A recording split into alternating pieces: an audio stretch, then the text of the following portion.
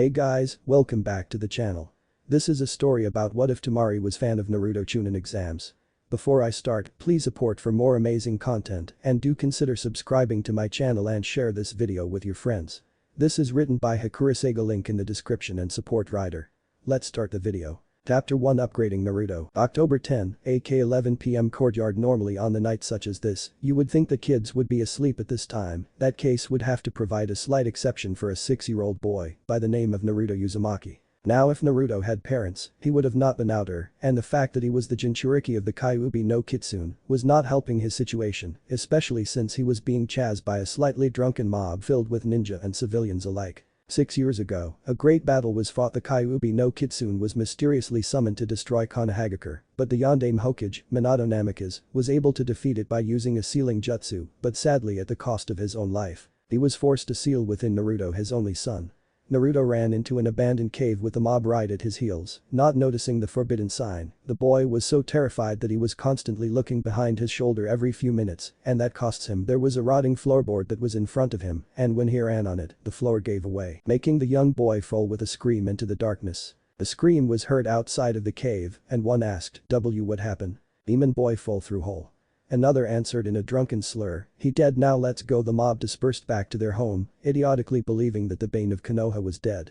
But as it turns out, the boy was only unconscious, and what was inside the place he fell through would spark a new journey. It would upgrade Naruto Uzumaki into the ultimate ninja upgrade. A few hours later, Naruto woke up groggily and disorientated.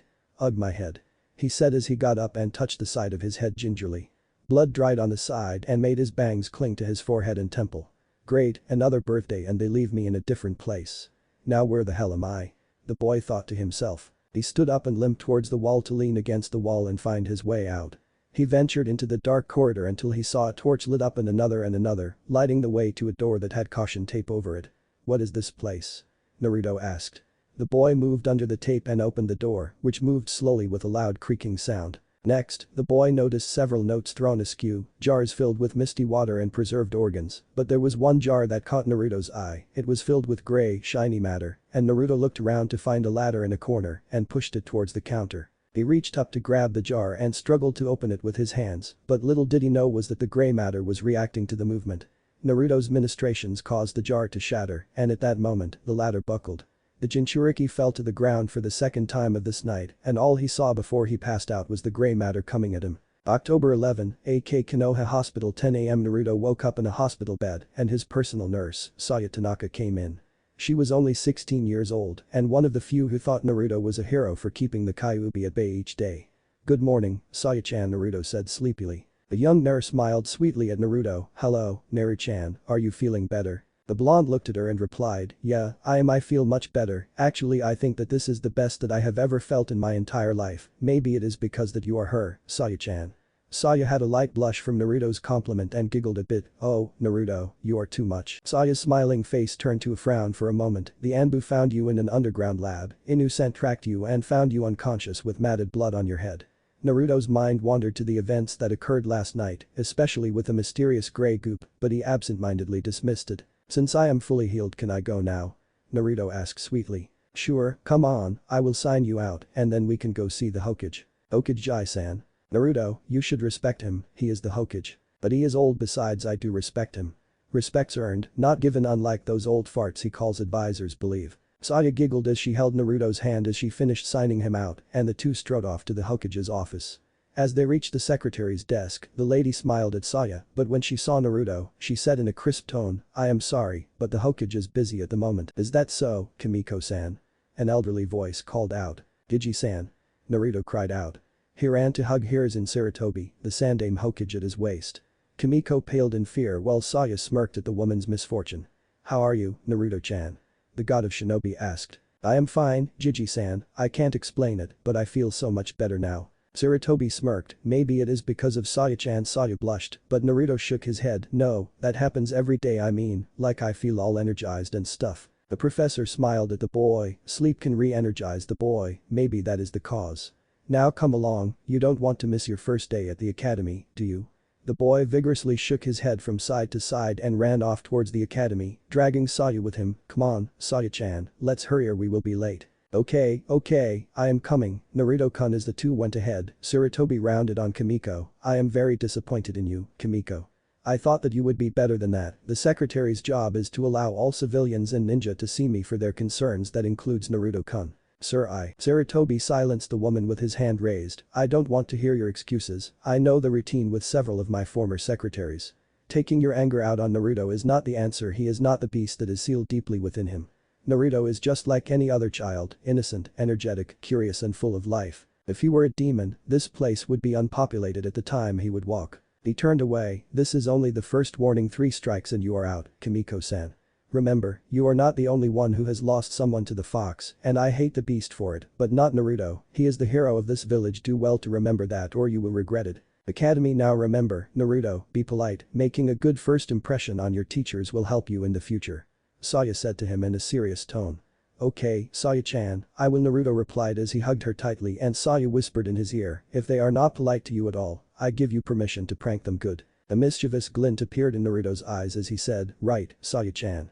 He ran off inside the building and Sarutobi appeared as he said, "You have just unleashed hell on those poor teachers, Saya. Some of them need to lighten up or deserve it, plus he sees it as training.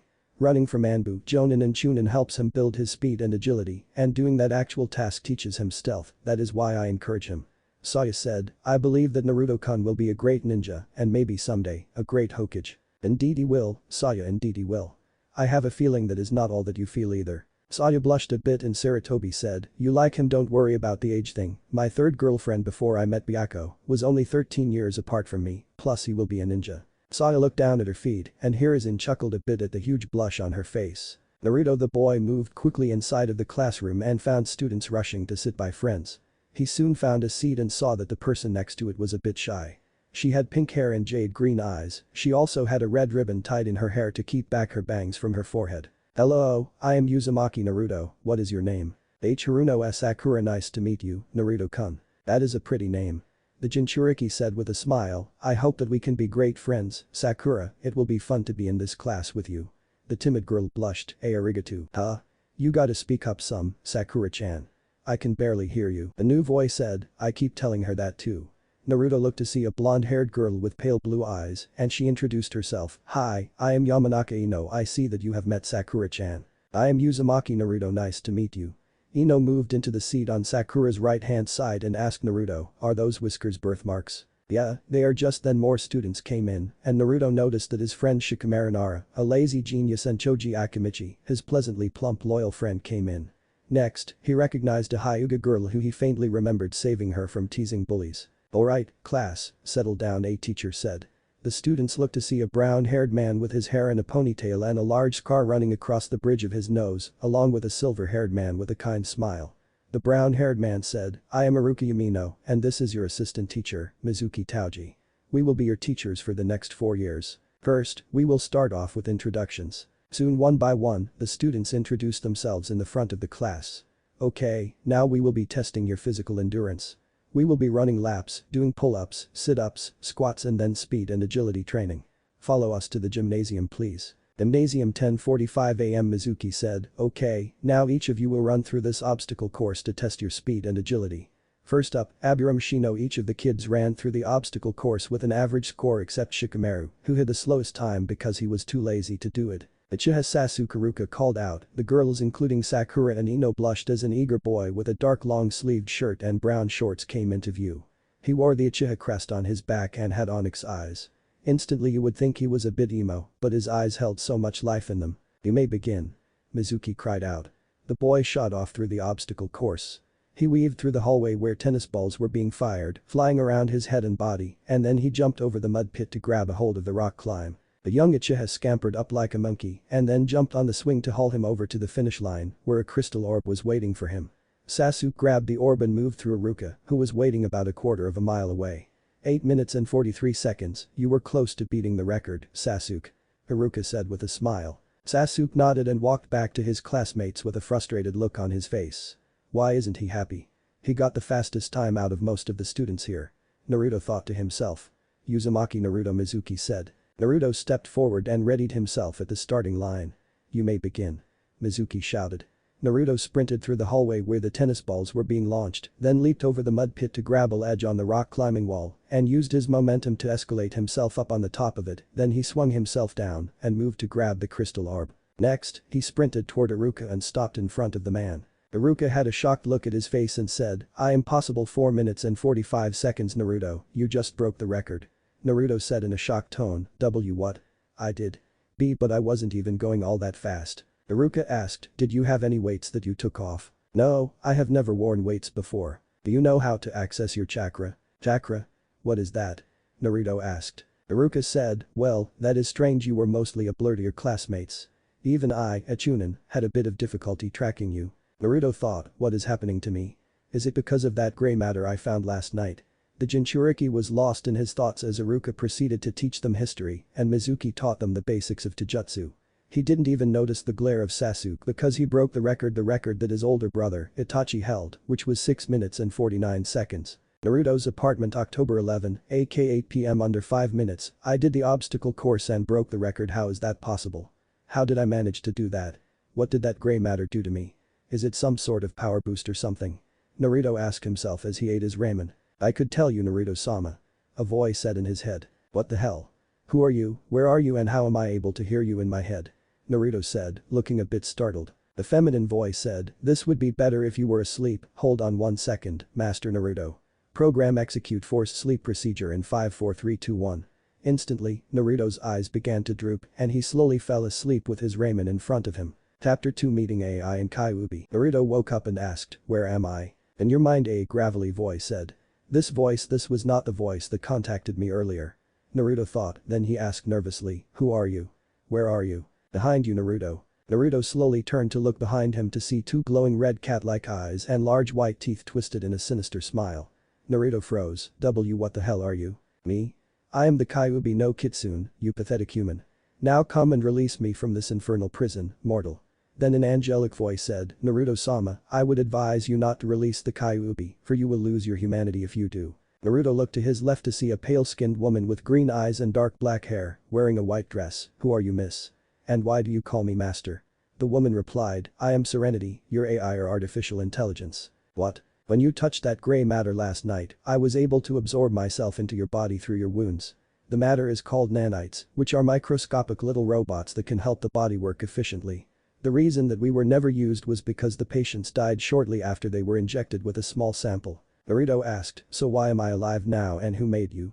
Serenity replied, "The reason is mainly because of your healing factor from the Kyuubi no Kitsune, which allows us to adjust inside you. The one who made us was Orochimaru, the snake Sannin." The Kyuubi roared, "Do not ignore me, release me from this infernal prison, and I will think about sparing your miserable life." Naruto ignored the fox as he asked another question, "So do you know everything about me and what is happening with my body, like my lineage or something?" "Yes, your body is being enhanced to its full potential, making you stronger, faster, sharper, flexible etc. As to knowing about you, yes, I do. Do you know my parents?" Accessing cross-referencing DNA. Your parents are Kushina Uzumaki, the Crimson Princess and former Jinchuriki of our friend over there, and Minato Namikaze, the Yellow Flash and Yondaime Hokage. Naruto was shocked at the fact that his mother was a Jinchuriki and even more that the Yondaime, the one who sealed the Kyuubi inside of him, was his own father. "So you are the spawn of the accursed woman. I thought I would recognize you for her attitude was much like you, and the bastard Yondaime is your father. I will definitely kill you when I released." Naruto growled out in anger, "Shut up." The Kyuubi was surprised at the level of hatred that Naruto possessed towards him. "So I am the son of the Yondaime, and my mother was the Jinchuriki for you. The old man lied to me about knowing my parents, the villagers and some ninjas hated me for your attack, and I have been alone because of your damn actions. Serenity, is there any way to control the Kyuubi?" "Yes, but you will have to release the seal in order to control his chakra without any drawbacks. Furthermore, the way you are, you cannot survive the battle against the Kyuubi. You must be at Jonin level to battle it." Naruto growled, "Fine, but I don't want anything to do with you now, Kyuubi, so until the day I take your chakra, you will be silent. Now be gone from here." Naruto, with his young mind, pushed back the Kyuubi into the crevices of your mind. "Naruto, I will kill you." Kyuubi roared out. Naruto turned to Serenity, "Well, I will have to train harder to defeat that fox, and I will need a lot of jutsu to work with." Serenity said, "Of course, Naruto-sama, but I would like to inform you about the seal. It seems that your parents infused a bit of their chakra inside you. Would you like to access it now?" No, I believe that I have enough things on my plate for one night, plus I think I might kill my father before he says anything to me. For now I will not say anything to them until the advantage falls to me to reveal my knowledge. What are your abilities, Serenity? Serenity replied, my abilities are to scan and help you learn jutsu to master it completely, also to regulate your chakra throughout your network system, as well as changing anything inside of your body. Blood type, adrenaline levels, etc. There is more information, but I can't access them at this time, mainly if Orochimaru was able to have a successful experiment, he wanted it to progress slowly to be able to control him better. I am guessing that my weaknesses are electricity. Yes, if you are hit with a Raiden jutsu, my abilities will be hindered greatly for an unspecified time. Naruto nodded, good, I need you to extract some of Kyuubi's chakra, I have a feeling that we will need it in the near future. Yes, Naruto-sama. Was her answer. The Jinchuriki allowed the Kyuubi's cage to appear once again, and he approached it once again, only for its claws to come out to attack him, but Naruto grabbed the end. You should know something, Kyuubi.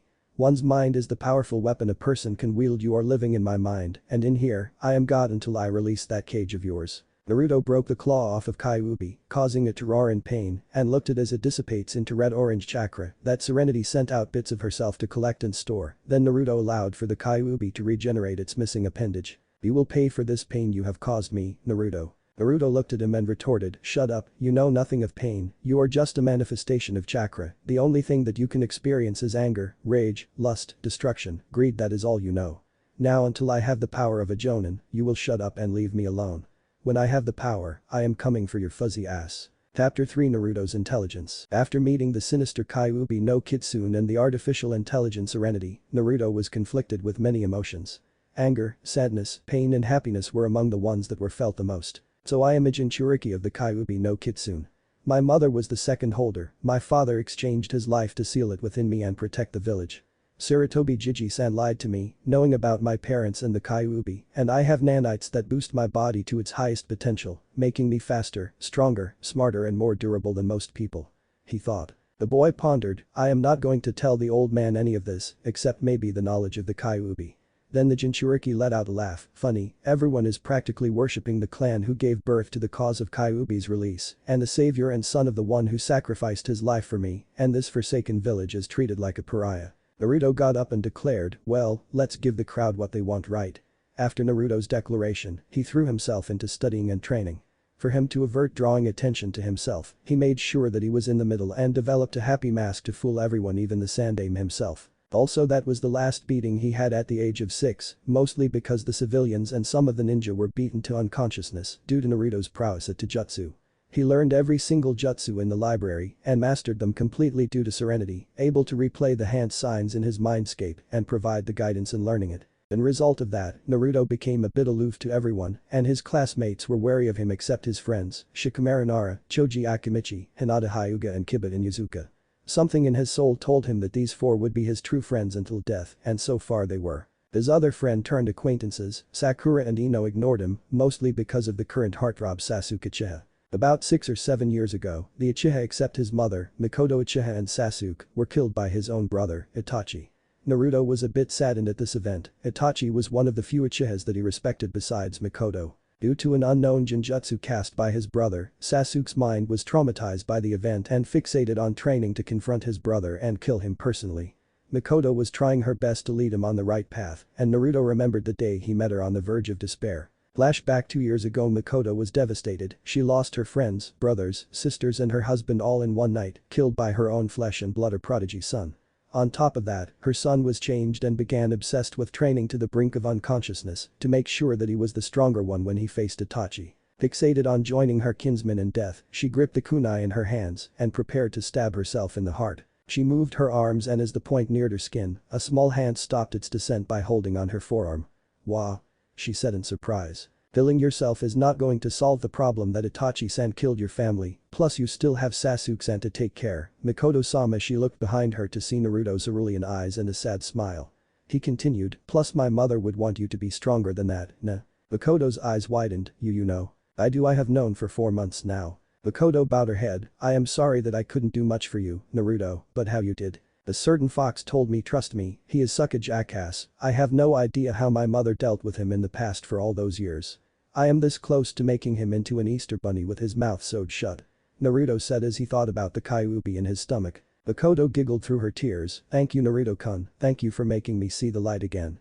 Funny, you're just like your mother." Naruto smiled, "You are welcome." Makoto-sama, her dark ebony eyes met his, and she kissed him fully on the lips on pure impulse. Naruto's eyes widened a bit at her boldness, but was not sure that if breaking away from it was a good idea in her emotional state, so he kissed back. Besides, when will it be the next time an older woman kisses him, the pariah of Konoha? Wave. A dark-haired woman sneezed and her husband said, "Tsunami, are you alright?" Tsunami answered, "I am alright, Kaiser-kun, I think someone is talking about me. Probably your father in his sleep." Gambling casino. A blonde-haired woman sneezed as she pulled the lever and the slots showed a grape, an apple and an orange. "God damn it." She cried out. Konoha when their lips parted, Naruto said, "Wow, that was amazing." Makoto was a bit shocked and covered her lips. I'm sorry, I didn't mean I mean." Naruto smiled, "It is alright, you were emotional, and it takes away the worry of me having to lament on my first kiss if I happen to die on a mission." Makoto said, "Glad you like it. Of course, you are a beautiful woman who wouldn't like it." Makoto blushed a bit and Naruto said, "Besides, if I did have a relationship with you, Makoto-chan, I don't think that Sasuke would approve of it at the moment, that is." Makoto's face turned red, "But I am old enough to be your mother." "Oh, trust me, I have seen people old enough to be my grandmother with a 21-year-old, now that was a mess you don't want to see." Makoto replied, "But you are right, if he was like Itachi, he would freak, but Sasuke was more inclined to my so-called husband, Fugaku. I take it that you didn't like him?" "No, I fell in love with him, but then he changed after the village was becoming distant after the Kyuubi attacked the village. Madara Uchiha was able to control the fox once when he fought against Hashirama Senju, so the suspicions aroused around our clan because of that factor." Naruto was surprised, he was able to control the Kyuubi. "Yes, but so could Hashirama Senju with his Mokuton bloodline.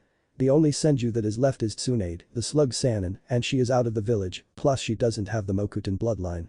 Therefore the suspicion was on the Uchiha clan." Soon my husband started planning and tension grew between him and Itachi after Itachi's friend, Shisui, mysteriously drowned in the river. Then Itachi came and attacked the clan. Naruto said, "I see, so Madara was the one who sent the Kyuubi, the damn fox was right." "What? But he is dead." "Hell, he should be twice as old as the third Hokage." Think about it, Madara and Hashirama were the only one who could be able to control the Bijuu, including Kyuubi. Somehow my mother was weakened and Madara was able to release and control the Kyuubi. That explains the fact that the Kyuubi appeared out of nowhere. I am guessing that my mother was attacked at my birth, since that would be the most vulnerable at that time, correct?" Makoto said, "Why yes, when she had you, the seal that she had would weaken and the Kyuubi tried its best to get out, she told me that before she had you. Heh, she even asked me if giving birth would hurt, but it doesn't explain how Madara is alive." "You said that Itachi's eyes were different, right?" "Yes, somehow he acquired the Mangekyo Sharingan." "It is a theory, but what if Madara somehow got another level, much higher than the Mangekyo Sharingan? Do you know the history of Madara, or did he have any siblings?" "Yes, he did. His brother was Izuna Uchiha, they both were competing against each other, and both of them acquired the Mangekyo Sharingan as well, but Madara's eyes dimmed and he turned blind, then Izuna died." Naruto sat and thought for a moment, that is it, Madara must have took his brother's eyes when he died and had them implanted into him, making the eyes adjusted to his own, and got more powerful eyes, making him immortal in a sense maybe. Makoto said, "Is that even possible? If it is, we must report this to Hokage-sama." "Like I said, it is just a theory, Makoto-chan, we don't know anything yet and I would have to explain everything to Jiji-san. We have to have proof to confirm it. So for now we will keep this to ourselves. In the meantime, we will need to train hard. I will need to train against the Sharingan, as well as learning more jutsu. To defeat Madara or his successor, I will need to be able to control the Sharingan." Makoto nodded, "Alright, Naruto-kun." Naruto smiled and gave her a chaste kiss on the lips. "There, something to remember me by until I figure something out to help you out." Makoto said, "You are lucky that you are only 10 or I would have jumped you. For some reason, Makoto-chan, I wouldn't mind that at all." Then the Uzumaki disappeared into the night while Makoto returned back to her house with a small smile on her face as she drifted off to sleep. Flashback ends. Now, Naruto was seen in class, sleeping. All of the information spewing from Iruka's mouth was just mainly review for the final exam. He decided to observe the classroom. Everyone was mostly the same except Sasuke. Over the years, Sasuke became cold and aloof due to Itachi, and the council's interference was not helping Makoto out either. He became an angst persona and often blamed his mother for his problems. For that, Naruto held resentment in his heart for that. His former friends, Sakura and Ino, were still loyal fangirls to Sasuke despite of all of Naruto's indirect efforts to encourage them to train. The only way Ino trained was when her father forced her to. Hinata would often steal glance at Naruto and occasionally stuttered when she was nervous. "Naruto?" Iruka shouted. "What do you want, Iruka-sensei?" I want to pay attention to the lesson. Do a pointless review of everything I have learned for the past 4 years thanks, but I will pass on that. Then what is the Yondame's most famous technique? Which one? The Rasengan or the Hiraishin because both of them were used fairly frequently. Naruto answered lazily. Who are the Sannin? Jiraiya, Tsunade and Orochimaru, former students of the 3rd Hokage, Hiruzen Sarutobi. The only reason why they got the title was because they were the only survivors who battled against Hanzo of the Salamander and lived. Also Jiraiya is a known pervert, Tsunade sucks at gambling, and Orochimaru is a traitor and likes to touch little boys. Show. Hashirama Senju, co-creator of Konohagakure along with Madara Uchiha, possessed the Mokuton bloodline. Are you done yet? Iruka was silent and Naruto took it as a yes and put his head down once again. Soon he woke up just as Iruka said, now we will have sparring matches to determine the Rookie of the Year and Best Kunoichi of the Year. Naruto thought to himself, finally something interesting. The classmates filed out in order to get the matchups. As the boys and girls battled it out, it soon came down to Naruto and Sasuke. It is down to you two. Naruto Sasuke, you will fight. The same rules apply, if you run out of the ring, you lose 1 point. You hit your opponent, that is a point first one to get 3 hits win and become the Rookie of the Year. Iruka said. Both boys nodded and slipped into their stances and the chunin shouted, begin. Sasuke said to the Uzumaki, you can't defeat me, Uzumaki I am stronger than you. Say that after you win the match, Sasuke-san. You are overestimating your strength here. HMPH, what do you know about strength? A lot more than you, I know how to gain more power through friends. You have no one to lean on and that is why you will lose. It seems you have forgotten how to gain true strength, no less to wipe your own ass. Sasuke shot forward and attacked Naruto, but the Jinchuriki ducked under his cross. The Uchiha sent a kick to the Jinchuriki's head, but the nanite enchanted boy caught his leg and lifted it up to flung him to the side. Sasuke corrected himself by landing on his feet and ran to give Naruto a flying kick, but Naruto caught it. You are too slow, use your speed instead that is your strength, not brute power, Sasuke-san. Shut up and stop blocking. Naruto replied, but that would defeat the purpose of the exercise. You can't expect an enemy ninja to just take your shots. Sasuke sent a flurry of punches only for Naruto to block his shots, and then Naruto decided to end the charade by moving himself in Sasuke's guard and attacked him. The boy moved forward and gave the Uchiha a left cross, causing the arrogant boy's head to snap to the right.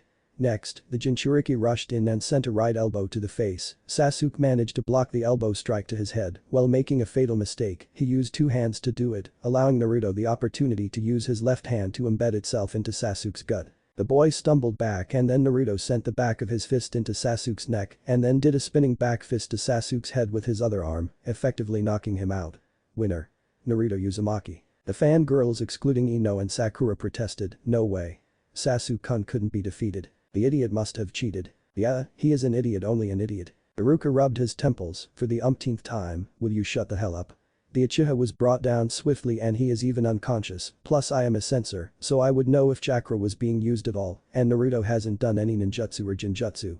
Wake up and face reality, Sasuke Uchiha lost the match. Then he turned to Naruto, congratulations, Naruto you are the Rookie of the Year. Give the title to Sasuke-san. Then one girl asked, why?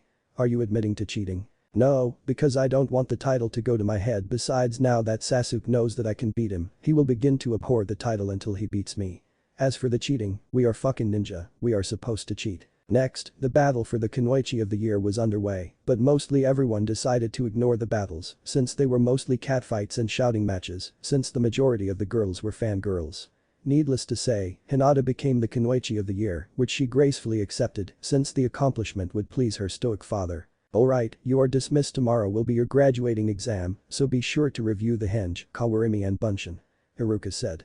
Then the class has dispersed while Naruto took the courtesy of taking Sasuke back to his house, plus the fangirls were starting to creep him out with those weird looks they were giving the unconscious Uchiha. Serenity, have you found the problem to the reason why I can't utilize the Bunshin no Jutsu?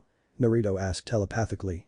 The amount of chakra that you are using for the Bunshin no Jutsu is overloading it, even if you applied a little bit using your current chakra control, your chakra mixed with a minuscule amount of the Kyuubi's chakra destroys it slowly causing the dead and pale look on your clones. The AI replied. So I could never use the Bunshin no Jutsu oh, well, at least Maiko-chan taught me the Tsuchi Bunshin no Jutsu beforehand.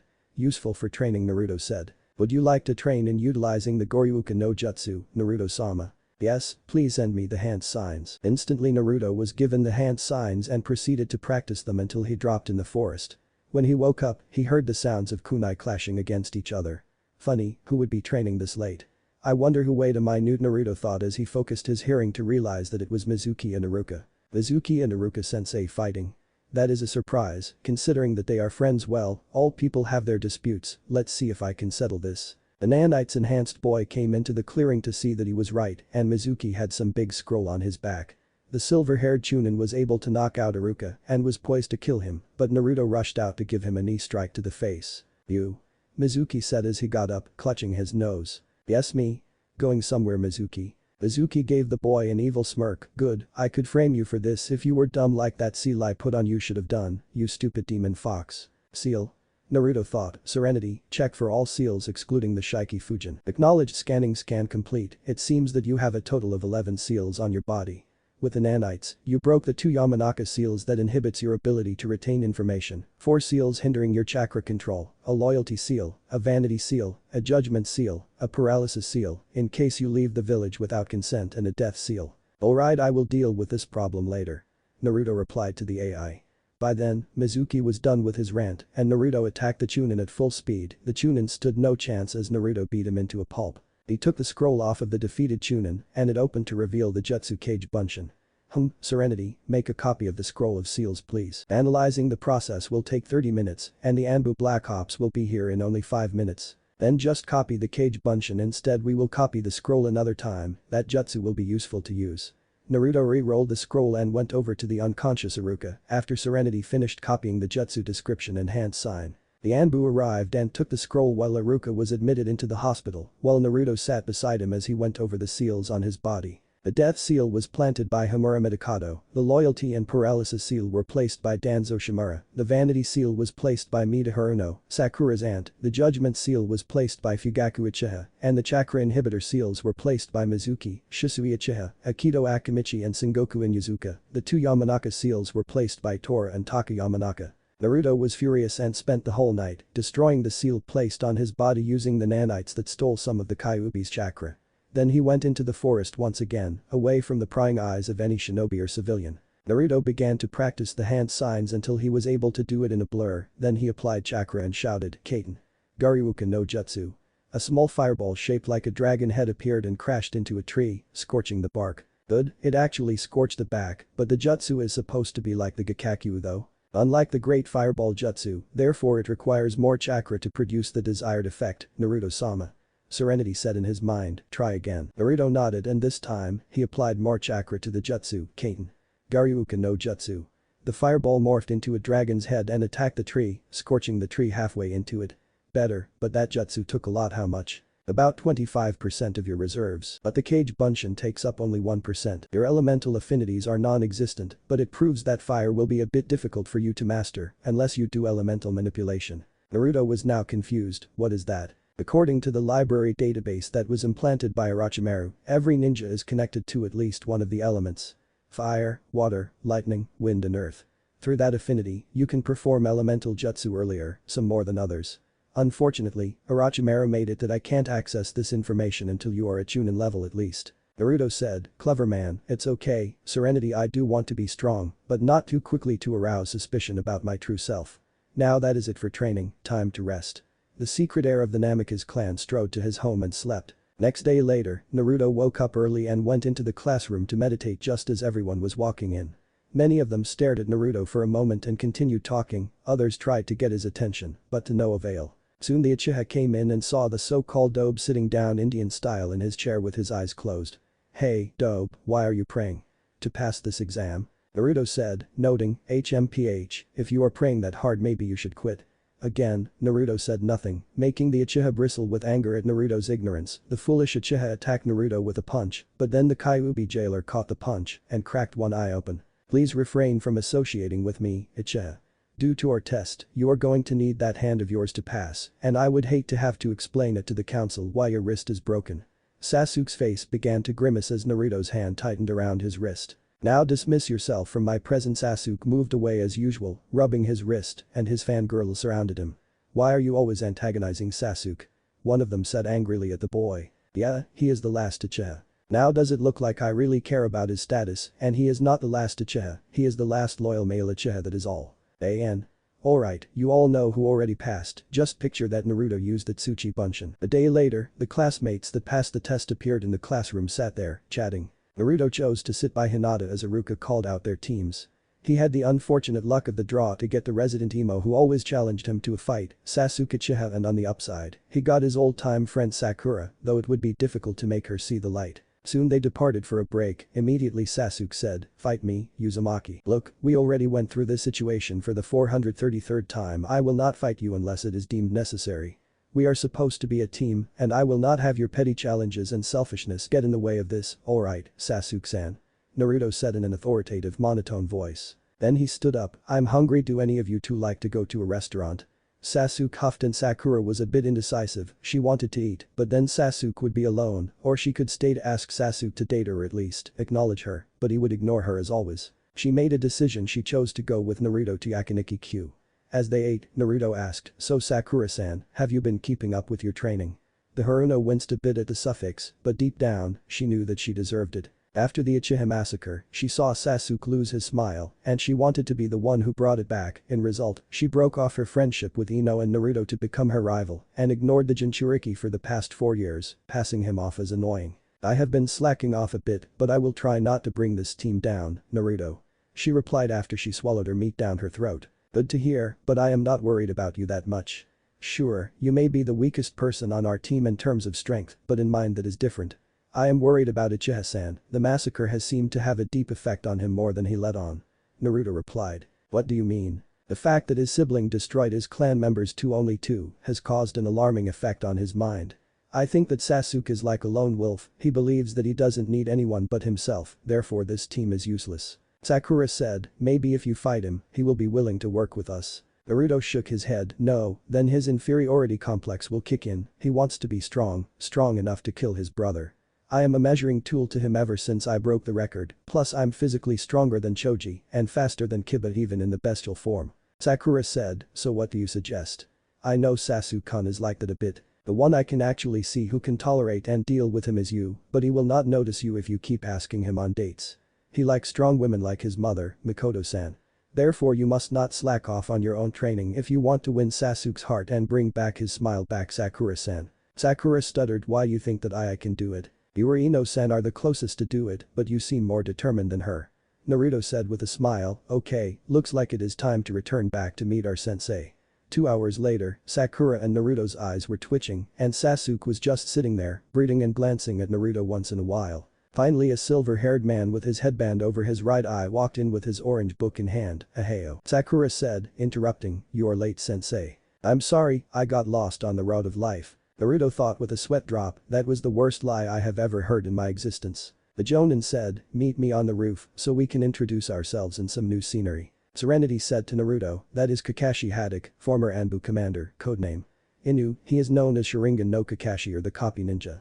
He is said to know over 1,000 jutsu, and his eye was obtained by Obito Uchiha, his own teammate who was killed in action during the Third Great Shinobi War, and his other teammate, Rin, is missing, presumed dead." Naruto thought, "So Inu-san is here, never knew he was so late in crucial things, at least he wasn't late when he was in the Anbu Black Ops." The 4 of them reached the roof, and the genin sat on the steps while Kakashi sat on the railing. "Alright, now let's introduce ourselves, likes, dislikes, hobbies, etc." he said. "How about you start off, sensei?" "You are kind of suspicious," Sakura said. Kakashi replied, "Fine, I'm Kakashi Haddock, my likes you don't need to know, my dislikes my hobbies I have lots of them and my dream maybe later. Your turn." Every genin's thought was he only given out his name. "I'm Sakura Haruno, my likes are Anmitsu and a certain boy, my dislikes are arguing, and my rival no Yamanaka, my hobbies are sewing and dancing, my dream is to become a great kunoichi. I'm Naruto Uzumaki, my likes are my friends, training and food, my dislikes are traitors, arrogant people, needless fighting and corrupt people, as well as a certain fox, my hobbies are cooking, training and playing the violin or piano, my dream is to become a strong ninja. Sasuke Uchiha, I have little likes, my dislikes are cowards, my brother and weaklings, my hobbies are training, and my dream ambition is to kill a man that has wronged my clan." "You know," Naruto said, "it is no secret that Itachi Uchiha, your brother, killed your clan. Sasuke, you can say it out loud." "Alright, enough, just so you know, you are technically not genin yet." Kakashi said as he noticed that Sasuke was about to retort. "What?" Sakura said in surprise. Yes, you must pass my test tomorrow, but the scary part is that this test has 66.6% chance of failure. Meet me at training area 3 at 8 in the morning and don't eat or you will throw up. The team departed and trained a bit in preparation of the test. Naruto slept in since Serenity gave the information that Kakashi was always 2 hours late unless it was for a mission and ate a breakfast of cereal and buttered toast. When he reached the training area, he found that Sakura and Sasuke were hungry, tired and looking a bit pissed. "Where were you, Naruto? You are never late until now," Sakura said angrily. "I asked around about our sensei after we parted ways. Turns out that he has a chronic lateness thing. He is always late by 2 or 3 hours unless the Hokage requested of him." Naruto somewhat lied. Then the Jinchuriki took off his pack and began to assemble a crossbow, making Sasuke ask, "What are you doing, Uzumaki?" "Setting up traps. Whatever the test is, we are going to have to fight him." Sasuke said, "How do you know that we are going to fight him?" "They obviously said at the training ground, you can't come here unless you are physically training and have a ninja license. Also he told us no to eat anything to make us weaker, more susceptible to getting tired." Naruto explained as he tested the bolt, which sank into the tree that he was aiming at. "Good, now to place them," Naruto said to himself. Using wires, he set up traps at points he hoped that Kakashi wouldn't notice and made sure that his teammates were watching where he put them so they could avoid it. "Now I will need the two of you to work with me so we can pass whatever test we got," Sasuke demanded. "Why? You realize that you are weak?" "Uchiha, neither you nor I have the power or experience in defeating a Jonin-level ninja. Kakashi-sensei was once the student of the Yondaime Hokage, meaning that he is very powerful. Unless we can put aside our differences, we have absolutely no chance in winning at all." Naruto said, "In terms of fighting, he is much on the level of Itachi, maybe slightly lower. Plus we all don't want to go back to the academy, right?" Sasuke reluctantly nodded and said, "Fine, but if this doesn't work, I am taking him out myself." "Agreed." Soon Kakashi came into the clearing. "Yo. You're late," Sakura shouted. The Jonin ignored her as he pulled out an alarm clock and put 3 bentos on top of the stumps. "Okay, it is almost time," Kakashi said. "Listen up, I am only explaining this once." The 3 genin stood to attention as the silver-haired Jonin held out 2 bells attached to strings and stated, "Your objective to get these bells from me under the time limit. You can use ninjutsu, taijutsu, jinjutsu, anything to get these bells from me." Sakura said, "What happened to the one who doesn't get a bell?" "That person will be tied to the stumps and watch as the rest of his or her teammates and myself eat a bento in front of them. When fighting me, I suggest that you come at me with lethal force," Kakashi said seriously. Sasuke said, "HMPH, I bet all of us can kick your ass without breaking a sweat." "So says the rookie of the year." Sasuke bristled in anger and charged at him with a kunai in hand. Naruto's eyes caught Kakashi's movements as the Jonin took the Uchiha's armed hand to place it behind the head of the young genin. Ma, I didn't tell you guys to start yet," Kakashi said with an eye smile. "He is very fast, I could hardly keep up with him a bit when he did that maneuver. Well, he is my father's best student due to his record," Naruto thought. The Jonin released Sasuke and said, "Okay, ready, start." Everyone separated into the bushes and Kakashi took out a look as he thought, everyone is hidden well. Wait, Naruto, he disappeared. Suddenly the Jonin took a few steps forward and Sakura pulled a string to activate one of Naruto's traps, a crossbow shot 3 bolts, and Kakashi jumped back only for a rope to wrap around his ankle. The Jonin quickly cut the rope off to jump back into another crossbow trap. "How the hell did I not see this at all? All of these traps are well hidden, surely Sasuke nor Sakura couldn't have Naruto," the Jonin thought to himself. Naruto smirked as he signaled Sasuke to join in the fray. Looks like he has figured it out now for the Uchiha to lure over to the real trap while Sakura is setting up the grand finale. The Uchiha leapt in the air as he flipped through hand signs and shouted, "Kaiten. Gakkaku no Jutsu." Kakashi's eyes widened, even a genin shouldn't be able to do that jutsu yet either. Kakashi replaced himself with a log only for a trap to activate and shoot out kunai at the Jonin. The Yondaime's former student ran into the forest to avoid them and saw Sakura running, and he followed her silently. Soon he came into a place where Sakura was muttering, "Where is Sasuke-kun?" Kakashi sighed in relief and said, "Sakura, behind you." She turned to see Kakashi use a seal as he stated, "Meijin. Narakumi no Jutsu." Sakura was silent and then she screamed and fell backwards. Kakashi said, finally something, then he heard Sakura shout, "Jubaku Hajin." The explosive tag surrounding Kakashi placed on 4 trees trapped the Jonin, causing him to be unable to move. Then Naruto came out to take the bells and said, "Good job, Sakura, we passed the test regardless that these aren't the real bells." "What?" Sakura said. "That was the Kage Bunshin no Jutsu. After one hit he slapped the clone and it dissipates into a puff of smoke." "Come on, I sense the Kakashi is at the stumps with Sasuke. Stump each of you has passed. I am surprised that you 3 were able to work together despite that you didn't get the bells." Sakura said, actually, sensei, Naruto was the one who figured out the test and all, plus he did set up the traps. Kakashi thought, so he was the one who did it. Fits his profile as a bit of a strategist like Shikamaru. He must have convinced the two of them to work together through some logic. Then he said, look at this stone. This stone holds the names of all of the ninjas who gladly gave their lives for this village, so I want you to remember this. Those who break the rules are trash, but those who abandon their comrades are worse than trash. Naruto gave a soft smile, you know, the way he said that was kind of cool. He thought to himself. Kakashi said, alright, well I need to know what are your jutsu, strengths and weaknesses. Sasuke said, I know my family jutsu, which are all Kaiten jutsu, the academy jutsu, to jutsu I don't pay attention to my weaknesses. Sakura replied, I have good chakra control, to jutsu, and only know the academy jutsu, my weaknesses are stamina and arsenal of jutsu. Naruto replied, I know all of the D rank jutsu in this village and can perform them without hand signs, some of the C rank, to jutsu my weaknesses are jinjutsu, almost practically the whole library is my arsenal as of this moment. Everyone's eyes widened, what? Yeah, after each day, I went to the library to learn jutsu besides the academy jutsu. The D rank I have in my arsenal such as the Shunshin or Kanashibari are all mastered, all I need is the chakra molding.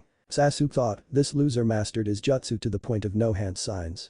Just how powerful you are, Uzumaki. Kakashi said, this is particular, but he shouldn't be able to progress this fast with those seals on his mind. Then he said, alright then, Team 7 will officially start their mission first thing in the afternoon tomorrow. With that, each of them left to their homes. Chapter 4 A Ninja's Job Description. Naruto was walking home until an Anbu with a Nico mask attached to her face. Uzumaki-san, Hokage-sama would like to see you for a moment. Naruto nodded silently, and the woman took the young ninja to the tower. When they reached and walked inside the door, Sarutobi said, Naruto come in, I assume that you know why you are here. Naruto said quietly, I assumed the Kakashi-sensei notified you that I can do D-rank jutsu without using any hand signs and my extraordinary capabilities. Yes, that is correct, you know the whole library and you can do D-rank jutsu without hand signs. Yes, I can, it's easier considering that I have no parents and hardly any friends, I didn't have to do anything except train, sleep and go to the academy. Most of them are clan heirs and their parents are still wary of me because of me holding the Kyuubi no Kitsune. Naruto stated. Sarutobi and Nico flinched and the Anbu said, how do you know about that? Izuki happened to tell me before I beat the shit out of him until he turned into a meat puppet. Now the real question is why you didn't tell me about it. Most of the village's population knows about my secret except me, how the hell does that work? Sarutobi said, it was in the best interest that you didn't know about it until you were ready to know. Naruto said with a hint of anger, oh and when was that going to be? When I became a chunin. Jonin. Anbu. You could have told me when I got out of the academy, so I could have figured out a way to use its power, rather than stumbling on it and going out destroying things like a common child playing with scissors, I could have potentially killed someone by accident. Sarutobi replied, that could have been one of the scenarios, so I took some precautions in the events of that scenario. So it was you who authorized those seals on me as well? Naruto questioned. What are you talking about? Sarutobi said. Don't play dumb with me, Hokage-sama. I am talking about the Yamanaka seals that inhibit my mind, you authorized it and don't try to lie to me. I have trained myself to sense when people lie. When you lie, your eyes tend to flicker up to the left, indicating that you are story weaving instead of remembering events. Sarutobi sighed in defeat and replied, yes, I authorized those seals to be placed on you and those were the only ones that put there, so you could be a bit hindered in the intelligence department, but how did you know about them? I destroyed them last night. The Kyuubi was so grateful to tell me about them and in turn, I stole some of its chakra to destroy them. The night Iruka-sensei was hospitalized. I understand your position, but you should have told me about this to avoid this conversation that we are having now. Sarutobi bowed his head slightly as he muttered, just like Yakumo-san. Naruto heard his muttering due to his advanced hearing and thought, Serenity, check the database of the whole population. Search for the name of Yakumo. Searching 30 hits on the name of Yakumo, both civilian and ninja. Narrow it down. She is a former ninja and has a seal placed on her. Yakumo Kurama, the heiress of the Kurama clan and sole survivor of the main branch. Her mind was sealed by her tutor, Kurenai Yuhi, by order of the third Hokage. Her clan's specialty is Jinjutsu, their illusions are so powerful that they can create real effects. Due to the drawbacks of her power, since she was the most powerful of them, causing her body to become very fragile and created a second personality, dubbed as the Ido. It is a monster that could take over and use her power for destructive purposes. Yakumo uses her paintings as a medium to direct it. She is currently under surveillance by Anbu and medics. Naruto said, Serenity, what is my blood type? AB positive. Hers is the blood type O positive. I see, I will need you to convert my blood type to O positive. Yes, Naruto-sama, it will take 2 weeks to do so. Naruto was silent and then thought, postpone that until I tell you to do so. Understood. Naruto turned to Sarutobi, who was talking, but luckily Serenity brought him up to speed, so Sarutobi or Nico wouldn't get suspicious about him talking to the Kyuubi. Naruto answered, fine, Sarutobi Jai-san. Good, now that we understand each other for now, I will let you go, just promise me that you will not contact the Kyuubi under no circumstances, got it? Naruto nodded, of course I won't, the bastard was rather too rude, demanding me to release it from its prison, and he will think about sparing me. With that, he left the presence of Sarutobi and Nico to go home. Sarutobi thought, I guess that I can trust you, Naruto, but I will have Kakashi keep an eye on you. The Jinchuriki went into his makeshift work study and sat down to work on his latest project. By using some of the nanites that were infused with the Kyuubi's chakra, he could harness it without calling on the Kyuubi itself, extracting the nanites from his blood and putting into the half-sphere of the metal gloves on top. He named it the CKX gloves, also known as the corrosive Kyuubi X gloves. Finally, it is complete, now to test it, he put one of the gloves and it glows with a blood-red-orange light as Naruto activated it by tapping the glove's half-sphere. He put it on and pointed the glove at the dummy that he set up. He soon found out that he could have the chakra cover his fist without burning himself and sent out blasts of the chakra before the nanites had to recharge themselves. He could only do 5 consecutive blasts, each of them were the size of the average human head, and the dummy was reduced to flaming pieces. Success, but it seems that it dims a bit after each use. He took them off and then he put them aside to settle down for the night. After 3 weeks, Naruto laid low, considering he knew that Kakashi was ordered to watch over him. As soon as he caught Tora for the 55th time in his life, he decided to deal with Tora's problem. Tora, sweetie, come to mommy. Lady Shijimi called out, and then Naruto felt Tora's claws sink into his chest and said, Lady Shijimi, before I hand Tora over to you, may I speak? You may. Naruto took a deep breath and said, I believe that I know the problem over Tora's habit of running away. Oh, what is it? With all due respect, Lady Shijimi, but I believe it is the way you are handling her. Excuse me? You are practically smothering Tora a bit too much. I am going to set Tora down in the middle and let her come to either of us. Hokage-sama will know the instant I use chakra at all in case you believe that I am controlling her. He set Tora down in the middle and said, stay, Tora, good girl. Then the Kyuubi Jinchuriki went over to the end, further away from the middle, and Lady Shijimi would have the advantage. Here, Tora, come to mommy, Shijimi called out. Tora stiffened and looked at her once and then ran towards Naruto, who picked up the female cat and petted her gently as he walked toward the fire lady. Mistress, as of this moment, Tora is afraid of you because of the way you handle her. To prevent this, I want to help you, so Tora will never leave your side. He spent the next 20 minutes showing the fire lady how to properly hold and care for Tora. Soon Tora grew comfortable in her owner's arms, and Lady Shijimi said, thanks, what is your name, young man? Naruto Uzumaki, at your service ma'am. Naruto, thank you for helping me with Tora, you took quite a risk there. Naruto smiled, taking risks to help others is a part of the ninja's job description. Then he looked at Tora as he scratched her chin. Now you behave, Tora got it. Tora purred and let out a soft meow, indicating that she was happy, and Naruto smiled. Good. Lady Shijimi left the Hokage Tower after giving him a favor card, telling him that he could ask of her husband. Soon Sasuke turned to the Hokage and said, Hokage-sama, can we have a better mission than doing these chores please? Sarutobi replied, I am sorry, Sasuke, but you are not experienced enough to handle a C-rank mission, you are merely rookies. The Uchiha argued, and how exactly D-rank missions are supposed to ready us for a C-rank missions in the future. Considering the fact that most genin die on mere C-rank missions are high, going on one C-rank for at least once a month could prepare new genin to act accordingly. Naruto thought, it seems that Sasuke tends to grow a brain miraculously when he wants something. Sarutobi thought to himself, he is right I guess we could test it, let's see how Team 7 handles a C-rank mission. He pulled a scroll from the C-pile and said, fine Team 7, you will escort a man back to his village, protecting him from bandits. Send the client please. Suddenly an old man with a straw hat and a sake bottle appeared in the doorway. What is this? All I get are snot-nosed brats. The Jinchuriki replied coolly, would you rather leave you at the mercy of whoever wants you and the money you have? The man shut up quickly and Naruto said, I thought so. I'm Tazuna, a renowned bridge builder, and I expect you all to protect me with your lives. Kakashi turned to his genin and said, team, I want you to pack for at least 2 weeks and meet back at 1100 hours. 8 Sakura, Sasuke and Tazuna came at the gate at 10:30, and then Kakashi showed up at 10:45, along with Naruto, who was wearing a tight dark gray shirt and tight black pants with hexagon signs, AN. Picture South Pole logo, traveling up to his knees. On the back of the gray shirt was a black cross. He also had his new CKX gloves on his hands, only his pointer fingers were exposed. He also had black shinobi sandals and 2 kunai holsters on each leg. What is up with the attire, Naruto? Sakura asked. I figure something is going to happen and needed to get rid of that jumpsuit. Naruto replied when in actuality, the jumpsuit was a chakra inhibitor, along with a tracking seal itself, planted by one of the Anbu that hated him. His or her codename was Panther, and he made a mental note to prank and or humiliate the bastard. Then Sasuke asked, what about the gloves and gold rings around your wrists? The gloves are to regulate chakra to act as a repulsion device, or send out blasts of flaming chakra. They can also burn the person or thing that I am aiming or punching at.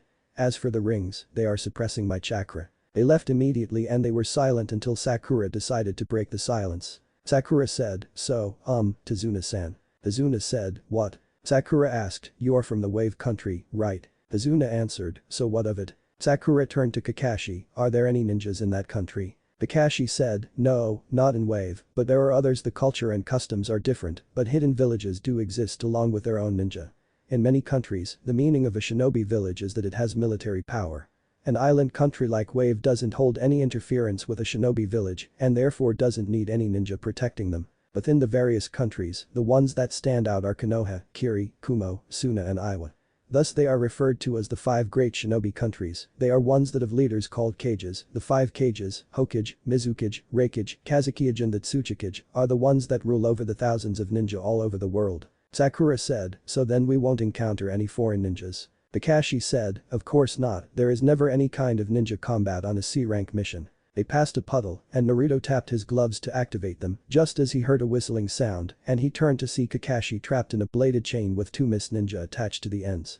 One down, one of them said. Then Kakashi was cut into bloody chunks, and then the ninjas appeared behind Naruto as they said in unison, 2 down. Naruto crossed his arms and aimed at their chest, yet 2 down. He blasted their chest point blank, causing severe burns on the torso, and they fell to the floor, writhing in pain. Sasuke rushed in with ambition to attack one of the twins mercilessly, while Naruto moved to the other one and placed him in a sleeper hold. Alright, Sasuke, he is unconscious, no need to punish his face now. He said calmly and Sasuke got off of him with a blush while Kakashi appeared out of the shadows. Well done, you two. Sakura asked, how did you? The 3 ninja answered, Kawarimi. Tazuna asked angrily, why did you do that? I need to see who they were after. It seemed that they were after you, Tazuna. Care to explain why these ninja are after you and don't even try to lie? Kakashi said with a stare. Tazuna said, my village is very poor and we didn't have enough money to afford over a C rank. Kakashi said, due to the ninja, that means that this should be a B rank or even an A rank mission now.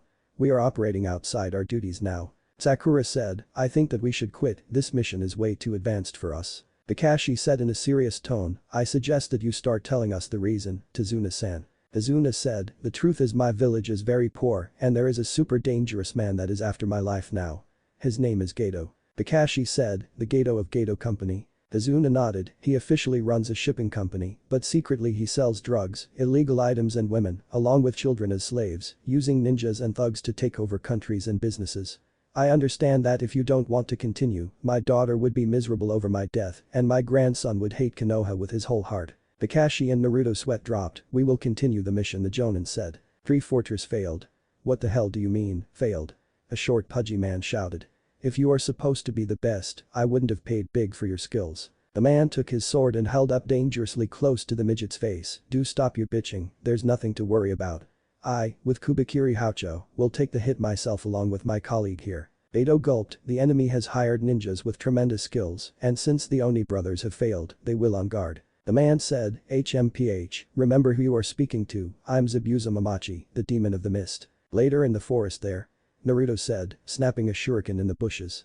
The 2 groups stopped as the Jinchuriki investigated to see a rabbit twitching and forth bubbling from its mouth. Sasuke snickered, only a rabbit? You are afraid of a rabbit? Naruto took the rabbit and gave it to Sakura to pet and soothe the scarred bunny, ignoring Sasuke's comment and asked, Sakura, what kind of hair is that? Sakura inspected the rabbit and said, it's a snow hare. Naruto nodded, that is right, their fur always changes colors with the seasons. Since it is spring now, its fur is supposed to be brown now. Sakura caught on, but its fur is white, which means someone kept it as a pet and used it as a decoy. Which means someone is duck. Naruto shouted and he took Tazuna and Sakura. Sasuke and Kakashi also ducked to avoid a large sword spinning over their heads and sank into the tree. Kakashi said, Zabuza Mamachi. Serenity said, Zabuza Mamachi, an A-rank Nukenin from Kurigakure, specializes in water jutsu and the silent killing technique.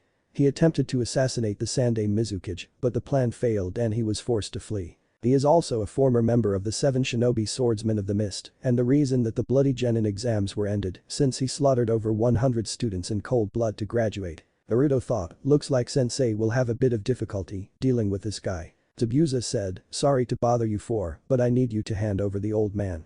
Kakashi said, unfortunately we can't do that.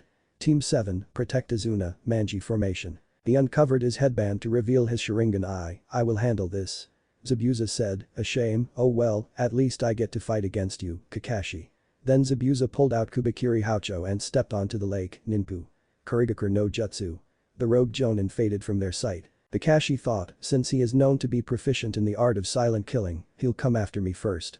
Sakura shouted, the mist is getting thicker. Then Zabuza's disembodied voice, 8 choices.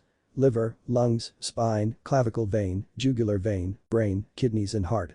So many choices, which one should I go after? Then a blast of killing intent hit everyone, but Naruto shook it off due to the mob attacks. On the other hand, Sasuke was gripping his kunai and was freaking out. So this is it, a battle between Jonin. The air is so thick with suspense, it makes you want to kill yourself to end it. Sasuke, calm down, I will protect you to my last breath.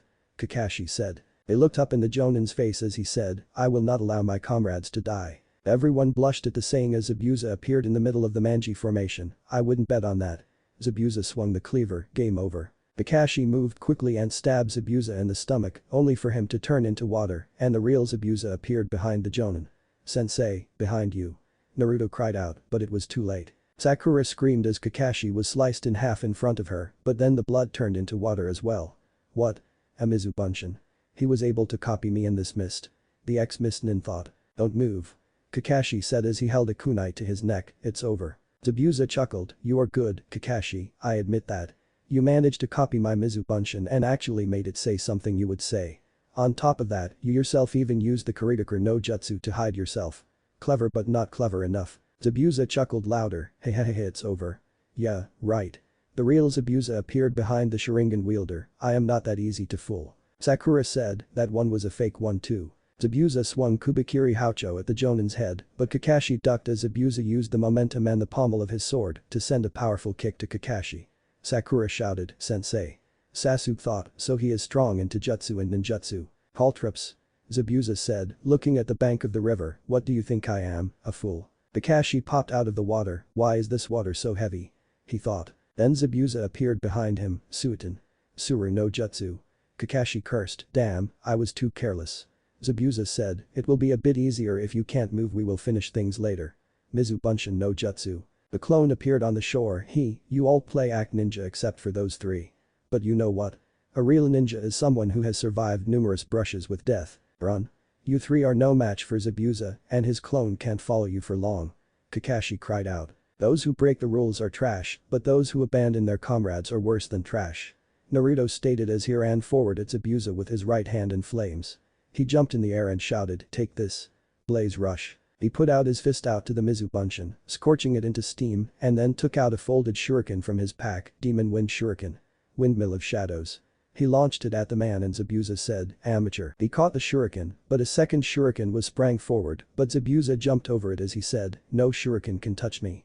The shuriken changed into the real Naruto with a kunai in hand and replied, then how about a kunai? He launched it and Zabuza had to move to avoid it, only to suffer a scratch on his cheek. You little brat. The swordsman yelled out, only for Kakashi to resurface in time to block Zabuza's assault on Naruto, catching the Fuma shuriken on the back of his glove. You are not touching my student. Kakashi said with a glare. Zabuza's eyes widened at the glare before regaining his composure. Good work, Naruto. Your scheme was brilliant. Kakashi said with a smile. Then he glared at Zabuza, just so you know, the same trick doesn't work twice on me, so shall we? Zabuza and Kakashi jumped away and did hand signs at breakneck speed, finally ending with a Tori sign. Suiton. Suiton no Jutsu. Everyone watched as the 2 water dragons battled it out. So many hand signs, but in seconds, he copied them perfectly. Sasuke thought. The water fell to see Kakashi and Zabuza at a standstill. Strange, what's going on? Zabuza thought as he jumped away, he copied my movements completely. Kakashi finished reading them. Zabuza thought in shock, the hell? Is he reading my mind? Damn it, that. Kakashi voiced, freaky eye is pissing me off, right? Zabuza shouted, you can't beat me, you monkey bastard. I'll make it so you can never open that mouth again. He flipped through hand signs until he saw something unnerving, that is me. That's impossible, is this a genjutsu? Kakashi saw his chance and shouted, Suiten. Daibakufu no jutsu. Zabuza said, what? Impossible. He was blasted by the water vortex as he thought, he did my jutsu before I was able to perform it. His back slammed into the tree and Kakashi threw kunai, pinning him to the tree. It's over Zabuza Mamachi. He said. Can you see into the future? Zabuza said fearfully. Yes, the copycat answered, I saw your future death. Before the Nukanin could reply, 2 needles stuck themselves deeply into his neck. Haha, it seemed your prediction came true. The Konoha ninja along with Tazuna turned to see a masked figure in a tree. Kakashi checked Zabuza's pulse, seeing that he was truly dead. Thank you for helping me take down Zabuza. The hunter ninja said with a bow. Kakashi said, you're welcome, hunter nin. The hunter nin shined down and grabbed the corpse. Your battle is over for now, and he must be disposed of or the enemy will reveal our secrets. Then Kakashi took down his headband and fell on the floor, unable to move. Azuna's house, are you two going to be alright? Tsunami asked worriedly. Kakashi answered, we should recover in a week and Zabuza will have to do the same. Sakura shouted, with you down, how can we defeat someone that even you couldn't defeat? Training first thing in the morning. Kakashi answered. Chapter 5 The Wave's Crest. Okay, today I am going to teach you how to climb trees using chakra only. To do so, you must send chakra to the soles of your feet and walk, or in this case, run up the tree. Use your kunai to mark your progress if you fall off and then try to surpass that mark. If you can master this type of exercise, then there is no jutsu that you can't master. Kakashi explained to his team. Naruto, Sasuke and Sakura pulled out their kunai from their pouch and ran at their designated tree in front of them. Sasuke moved up quickly on his tree, but then he accidentally put too much chakra and crushed the bark. He pushed off the trunk and managed to cut his mark on the tree before he bounced off from tree to tree until he landed on the ground. Naruto ran up his tree for a bit and then he felt his control slipping, so he grabbed a branch and sat on it before he lost his footing and slashed his mark. He noticed that he was slightly behind Sasuke, but it was due to his own capacity of chakra. This is easy, Sakura said, and everyone looked to see that Sakura was sitting on a branch way higher than Naruto. Looks like the one with the best chakra control is Sakura. Kakashi said with his lone eye smiling, then he thought, but I would never expect Naruto to get close to Sasuke that easily in this exercise, since he has the most chakra here, exceeding my own. Naruto jumped down from his position and tried again, getting much farther than where he marked at. He went back to the ground again as he thought, this is interesting, so the objective is to find the right amount of chakra to use. You do too much and you will crush the tree, and if you do too little, you don't stick and fall off the tree. I was a bit close, time to see if I can get this the right way. The Jinchuriki walked to his tree and put his foot on the tree. When he was sure that he had the right amount, he placed his other foot on the tree and slowly walked up his tree. Sasuke looked at the Jinchuriki and was incensed that he was surpassing him in this exercise as Naruto came back down a few minutes later from reaching the top. Naruto noticed this and walked towards him and whispered, I know that you don't want my help, but if you want to master your own jutsu and this exercise you will need to calm down. Sasuke thought to himself, calm down. What is that supposed to wait? If I become calm, I can become focused on this exercise to find the right amount of chakra to use. Alright, dope, let's see if your theory is correct. Sasuke ran up the tree and got farther than Naruto's second mark on his third try and he smirked, looks like you were right, Naruto. Alright, looks like everyone has gotten the hang of it. Now if you want to increase your chakra capacity, you can keep doing this exercise until you feel slightly exhausted or out of breath. So Sasuke, Sakura, you have the option of continuing if you want. Naruto, you can do other training and tomorrow, you will guard Tazuna. Kakashi instructed. Naruto nodded at this, and Sasuke said, wait a minute, why doesn't he have to do the exercise anymore? Because, Uchiha, I have the chakra capacity rivaling the average cage level shinobi, and Sensei did say that it was optional, but it would be a waste of time doing the exercise with my chakra levels. As to why I have that much chakra, which is probably your next question, I believe that I have inherited it from one of my parents or something. The Jinchuriki bowed respectfully to Kakashi and said, I will be at the house.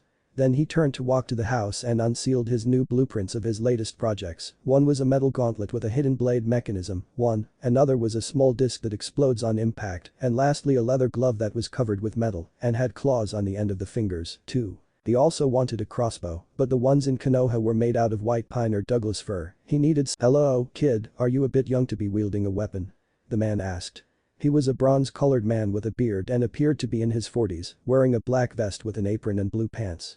His hair was a dark purple and his eyes were forest green. Yes, my name is Naruto Uzumaki, I am a ninja and a bit of an inventor. The name's Nakashi Murama. So you are one of the guys that Tazuna hired, huh? What do you need? I want you to make 2 gauntlets, one made out of metal, and the other one will be leather with metal covering it to protect my hand. The metal gauntlet will have a 4.5-inch blade hidden inside of HT.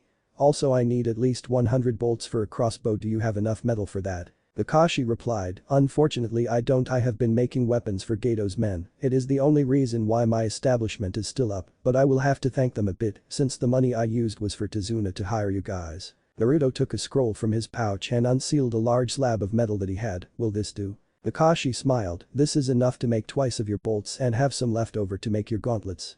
It will take me about 3 days to finish all of them. Naruto nodded and he said, here are the plans, I will be back to pay you when it is finished. The Jinchuriki went in the woods to see Sasuke running up the tree again, and Sakura was resting against her tree. Serenity, check chakra levels of subject Sasuke Uchiha and subject Sakura Haruno. Naruto said, and his eyes became cybernetic and dilate much like a camera's lens to scan their bodies. Sasuke Uchiha currently has 34% of his chakra left, and Sakura has only 40% of her chakra. Serenity replied. My guess I could help Sakura out tomorrow, she looks very tired as it is. Naruto thought to himself, time to train. The secretive boy moved to a tree and began to practice his taijutsu moves and combos of punches and kicks until Kakashi recalled each of them back to the house at the end of the day for dinner. March 23, aka 2 p.m. Bridge. Naruto was hard at work, he decided to kill 2 birds with 1 stone, using Kage Bunshin to help work on the bridge, as well as keeping a close eye on Tazuna was a good idea. Since the Kage Bunshin wasn't a big deal on his reserves. He also realized quickly that information was given to the original user after a clone was dispelled. He knew that for him, it was the ultimate training regiment for a person like him. Huh? What do you mean, you want to stop, Jiichi? Tazuna said in utter surprise and disbelief. Naruto glanced over to see his client arguing with his old-time friend. Jiichi replied, it's too dangerous to work on this now, Gato is much too strong. Tazuna gritted his teeth and replied, fine, but I am not giving up. He can threaten me all he wants, but I will not stop until this bridge is finished. Jiichi, you don't have to come in tomorrow. The old man picked up a board and turned to work on the bridge. Later on, Naruto and Tazuna went to the grocery store to buy food, but the Jinchuriki frowned at the state of the village. There was hardly any food, and he was shocked to see that a mere child was forced to resort to begging to get food, and saw how his eyes lit up when he gave him some candy. I am going to make sure that this bridge is completed. No one will stop this from happening. Naruto thought as he clenched his gloved fist. That night, Sakura noticed a torn picture on the wall, prompting Tazuna to tell the story of Kaisa's life and death at the hands of Gato. Naruto went towards the door and Sakura asked, where are you going, Naruto? It is dark outside. The train a bit, I might be late. He answered as he went out the door and traveled deep into the woods to train until he fell unconscious from exhaustion. Soon he was awakened by a pretty girl dressed in a pink yukata with a black ribbon tied around her neck. You know, it is bad to sleep out here without Gato's men lurking about. I could say the same about you. It is not like thugs to not harass a pretty lady such as yourself, miss. I'm Naruto Uzumaki. Haku is my name. What are you doing here, Naruto-san? I was training. I am a ninja, I want to be strong to protect the people here. No one should suffer like this. Kid shouldn't be out begging for food on the streets. Naruto said in a serious tone. Haku reflected back to her hardships as an orphan until she met her master. Well, keep working hard on it, Naruto-san. I am sure that you are pretty strong as it is. Thanks, Haku-san, make sure that Zabuza heals up soon. Haku stiffened and the Jinchuriki said to her, you're sent and I recognize your voice when we met you 2 days earlier. I am not going to kill you, I am going to extend the same courtesy to you, since you obviously had the chance to kill me in my sleep, but for some reason you didn't. Haku nodded silently and left, passing Sasuke along the way. Who was that girl you were talking to? Sasuke asked his teammate curiously as he watched her. She was the one who graciously woke me up before you arrived here. In exchange I was helping her collect herbs for her sick father. I never did catch her name though, Naruto replied. Sasuke dismissed the answer and said, whatever, come on, Kakashi needs us to watch Tazuna-san again.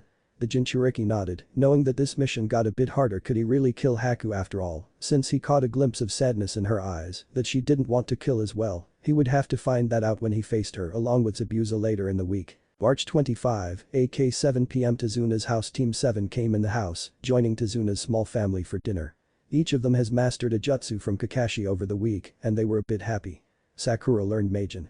Narukumi, Sasuke learned Kaiten. Hosenka and Naruto learned Suiton. Mizurappa. Inari glared at Naruto, who noticed and asked, what's wrong? Why do you even bother to try hard at all? No matter how hard you train, you're no match for Gato and his men. No matter how hard you boast or how hard you work, in the end, when you are facing the strong, the weak are always killed. You guys come in here, laughing and smiling like idiots. No one can defeat Gato, no one. Naruto sighed, whatever, kid, I am going out since I lost my appetite and before I might do something that I would regret in the end. So good night, Tsunami-san, Tazuna-san, but Inari had to get the last words in, I would hate to be you. You know nothing about this country, yet you are being so nosy about it.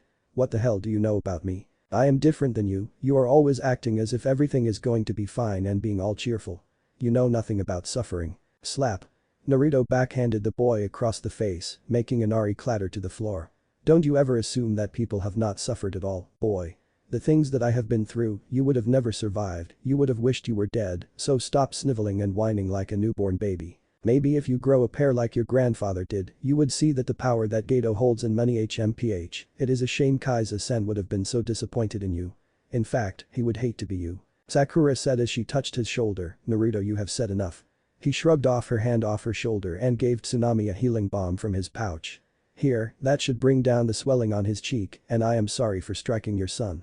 With that, he went out the door to visit Nakashi as he always did at this time of night. He knocked on the door and a woman opened the door. She was very beautiful and had short curly black hair up to her shoulder and hazel eyes, her skin was a light golden brown. Why, hello again, Naruto-kun, Nakashi-koi is out back, come on in, she said with a caring smile. Thanks, Ayaka-san. Just then Nakashi came in. Hey, Naruto, the bolts and the leather gauntlet are finished, but the other one isn't just yet. Thanks for telling me about that.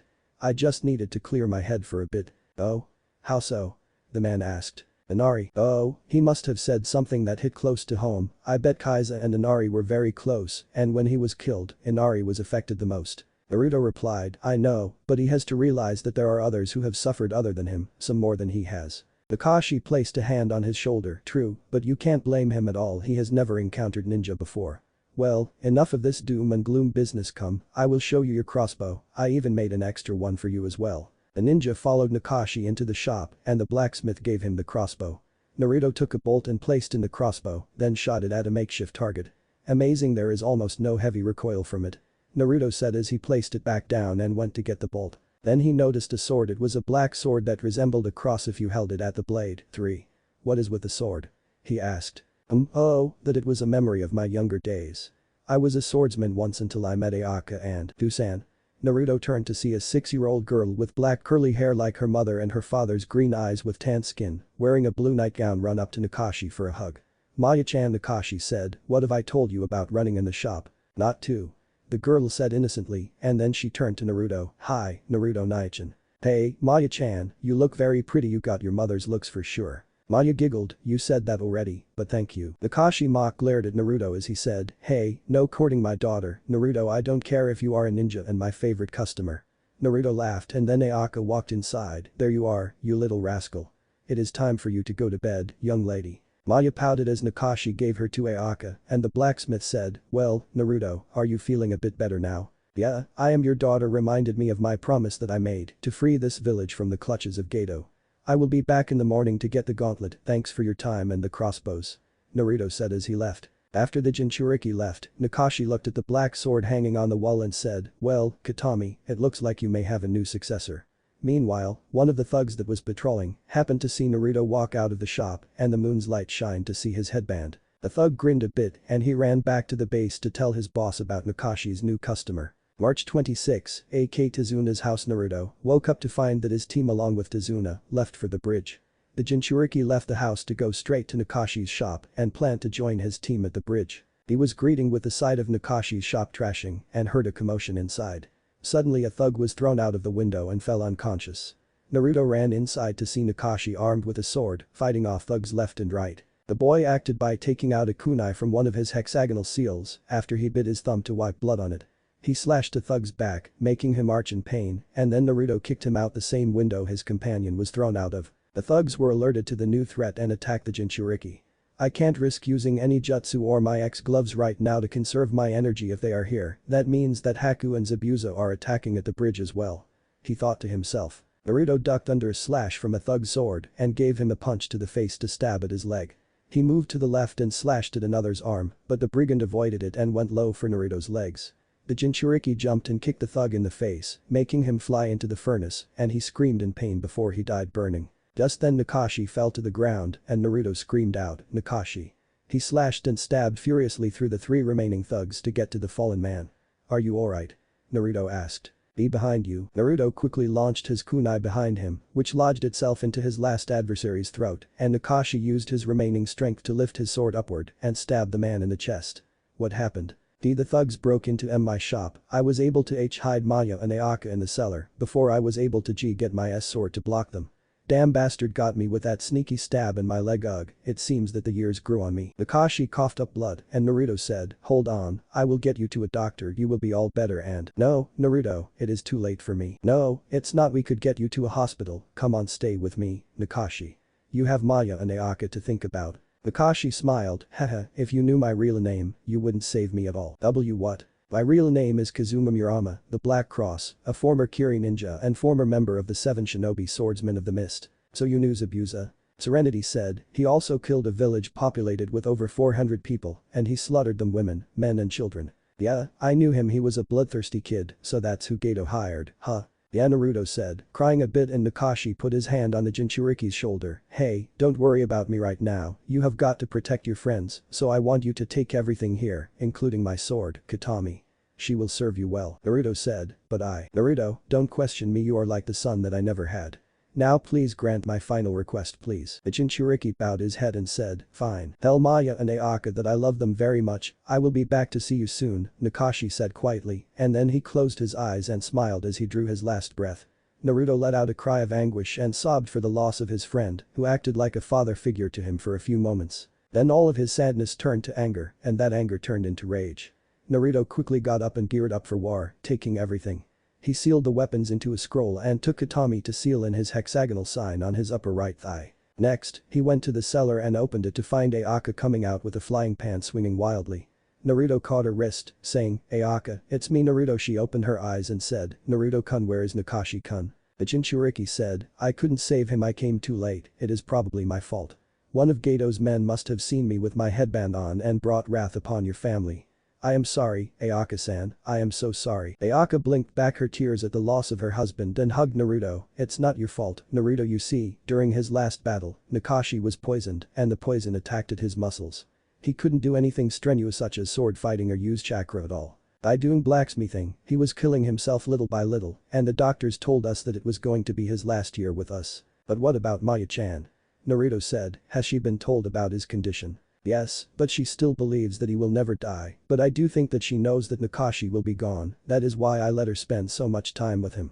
Ayaka said sadly, "He was always optimistic when things would go from bad to worse." Naruto nodded silently and turned away. "Ayaka-san, please don't let Maya-chan come into the shop until I am finished taking out the trash, then I am going to find the person who ordered the hit and kill him, Gato and possibly Zabuza." Naruto spent the next minutes taking out the bodies with the help of his clones and burned their corpses, which were covered in oil, and used a kakyu on them.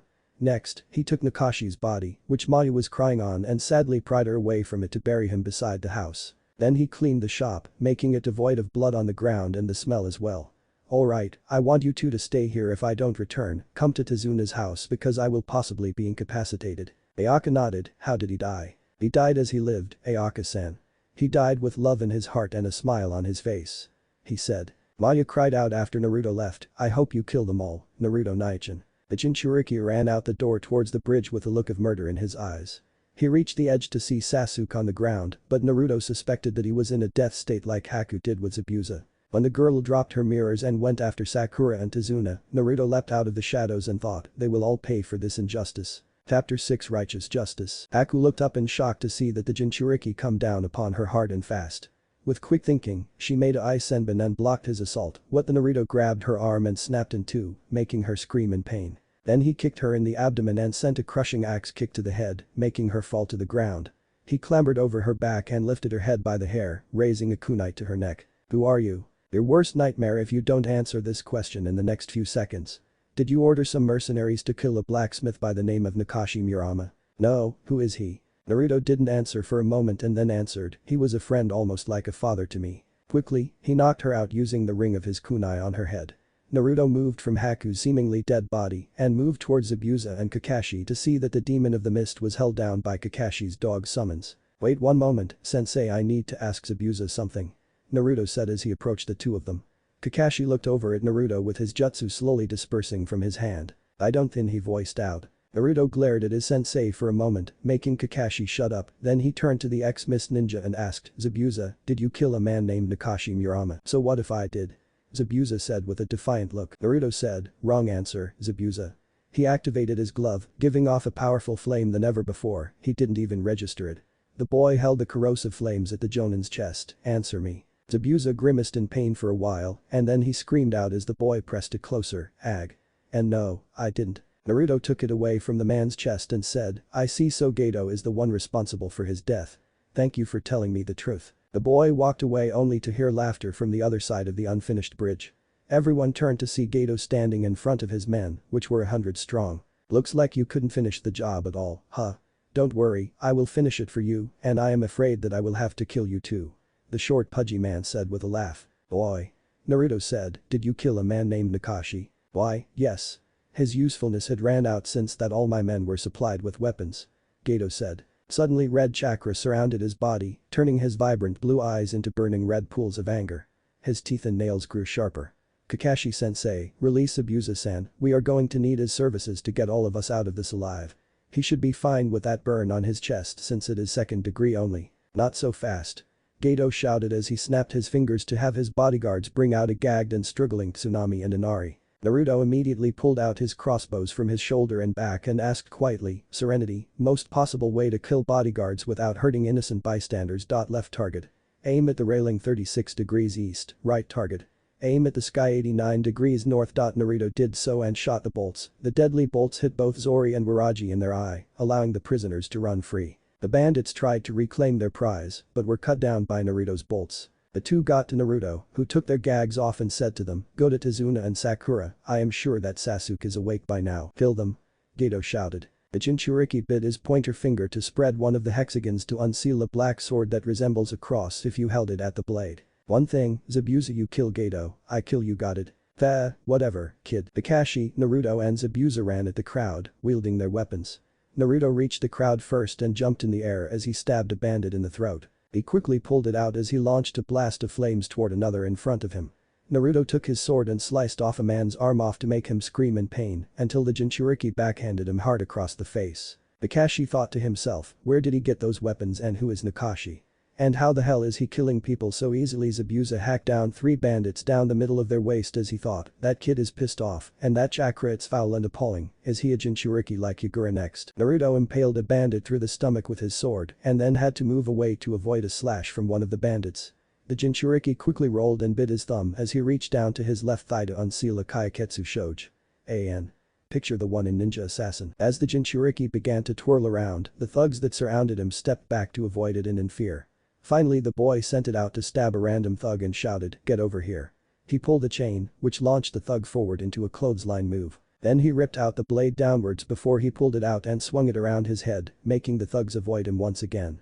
A thug got brave and charged in with his battle axe, but Naruto dodged to the left, making the thug kill one of his own, and jumped up to slice his throat. He reached his sword and pulled it out of the body, then quickly sealed the Kaiketsu Shoji in its seal, while the thugs regrouped to kill the kid. It is just one kid, how the hell does one kid kill 10 of us in 6 minutes? One of them asked. Naruto answered, it is because I have a goal, and that goal is to avenge my fallen friend, Nakashi Murama. Your boss made the mistake of killing him, and now he lifted Katami as he pointed the sword at them, all of you will die alongside with him. That sword. That is the Black Cross's sword. Zabuza thought, so Kazuma, you entrusted that sword to that boy, huh? Heh, I guess that looking at him now is a lot like you. Please spare us, we will leave this village and no, there is no escape, there is no guarantee that you will not try to harm an innocent, except for one possible outcome, your deaths.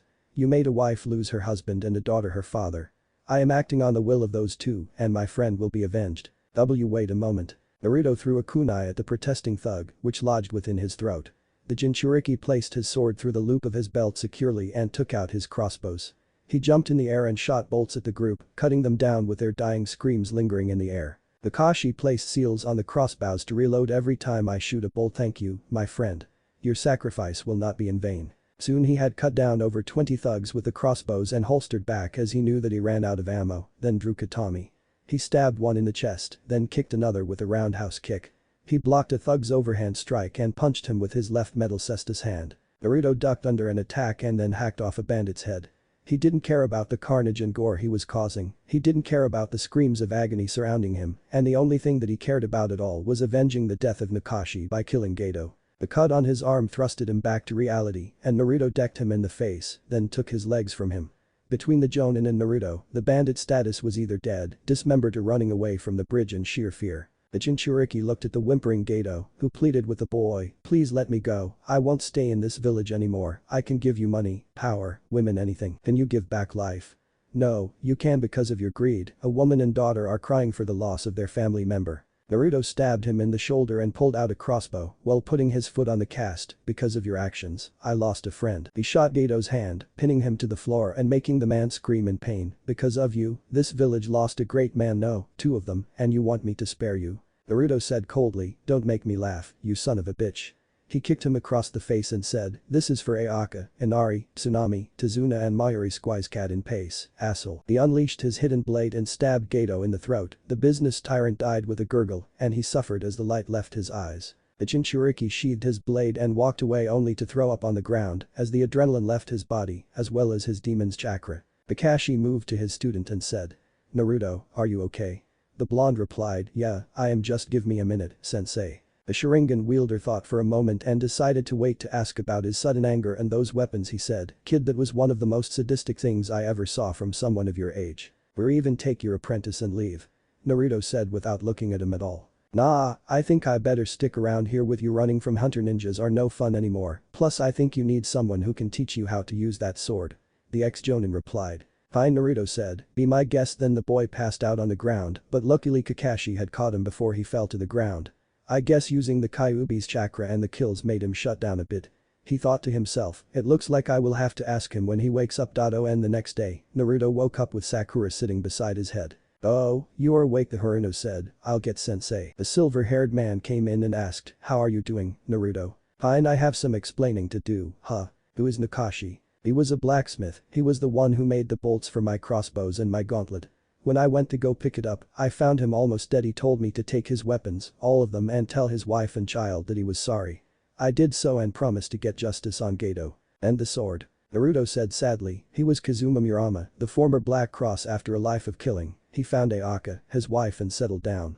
He had a terminal illness that affected his muscles, even blacksmithing was killing him, he would have had a year left if he continued." Kakashi was quiet for a moment. "I'm sorry, Naruto." "It's alright, Kakashi-sensei, my vengeance is complete now.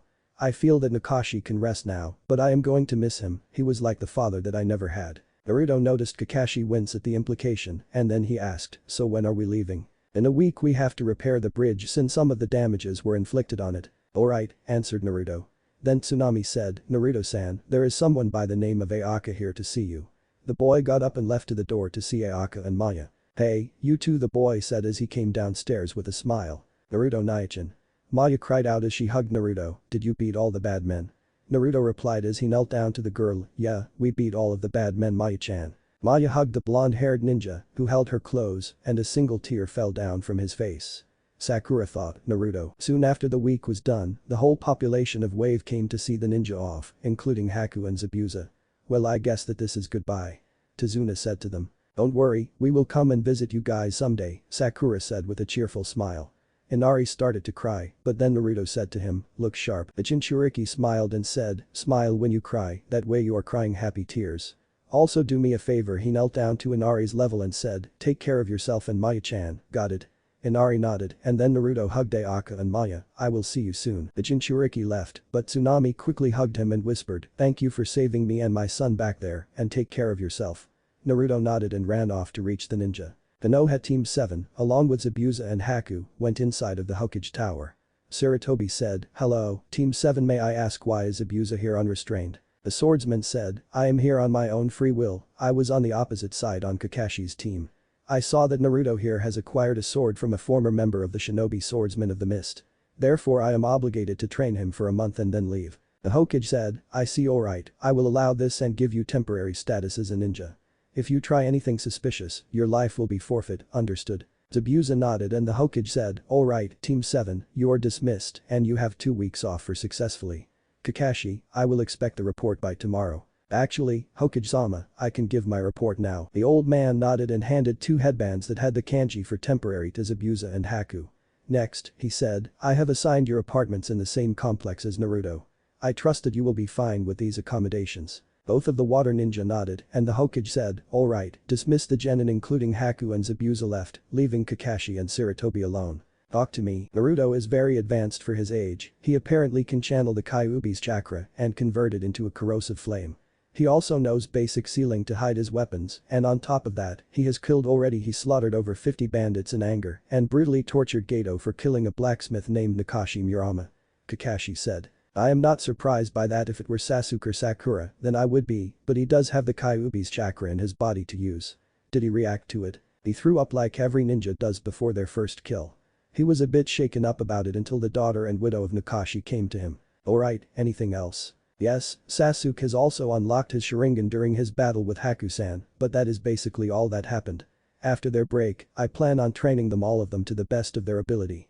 The Jonin said to the old man. Very well, you are dismissed, Kakashi. Naruto, I have 2 weeks to spare before training with Zabuza. He thought. You can change your blood type now, Master Naruto. Serenity replied. Alright, let's do it. Program execute Operation Blood O. Commencing. Naruto felt himself lulled back into unconsciousness and he was suspended in his mind. There, he was trapped for 48 hours to train his mind while his body was being changed on the inside. After the 2 days were completed, Naruto woke up, stiff, and he got up slowly, stretching his unused body. Then he strode over to one of the training grounds to find a young girl training. That is Hinata Hyuga, the heiress of the Hyuga clan. What is she doing here this late? He thought, it is 10 o'clock at night. He walked over to see Hinata striking at a log with a metal sheet covered over it. You know, it is a bit dangerous for a young lady such as yourself to be out here this late. She jumped and hid behind the log a bit and Naruto-kun. Hello, Hinata-chan, I see that you're getting some extra training in, huh? Hi, but what are you doing here, and Naruto-kun? Same as you, training. I was asleep for a couple of days, so I came for training as well. Then I saw you here and figured that we could train together. Training with Naruto-kun alone, Hinata thought. Naruto-sama, this girl's pheromone levels are rising off of the charts anymore and I believe that she might faint. Naruto chuckled as he replied, alright, Serenity, thank you. The nanite enhanced boy said, well, what is your answer? Hi. Naruto said, okay, I want you to attack me, don't worry about hurting me. I have a high pain tolerance. Hinata nodded and got in her gentle fist stance, then the Jinchuriki moved in his Taijutsu stance, alright, come at me. The Hyuga attacked the Uzumaki, but he was dodging the attacks very easily. Her style seems too stiff, much like her clan. She is more of a flexible person. Serenity, check for fighting styles that require flexibility. Searching, there are exactly 6 styles that fits with her flexibility. There is Bakwazhang, Chin-Na, Goju Ryu Karate, Hapkido, Ashijutsu and Aikijujutsu. Can you upload the basics so I can teach her a bit? Uploading basics. Upload complete. Naruto looked at Hinata and said, Hinata, are you having problems with adapting to your clan Taijutsu style? The girl looked at him and averted her eyes from his blue ones. You are, aren't you? Didn't you talk to your father or something? Surely he would try to help you, right? Again, she said nothing and Naruto said, Hinata, look at me. He took her chin and lifted her head, why didn't you ask for help? My family doesn't tolerate weakness or anything at all. I couldn't ask anyone for. That is it, the Jinchuriki interrupted. I am going to help you. I know some styles that you can work within your family style, as well as utilizing your flexibility. Now come and watch me. But no buts, got it. Now I want you to stand beside me and copy my movements. The style is very old, it's called Bakwazhang.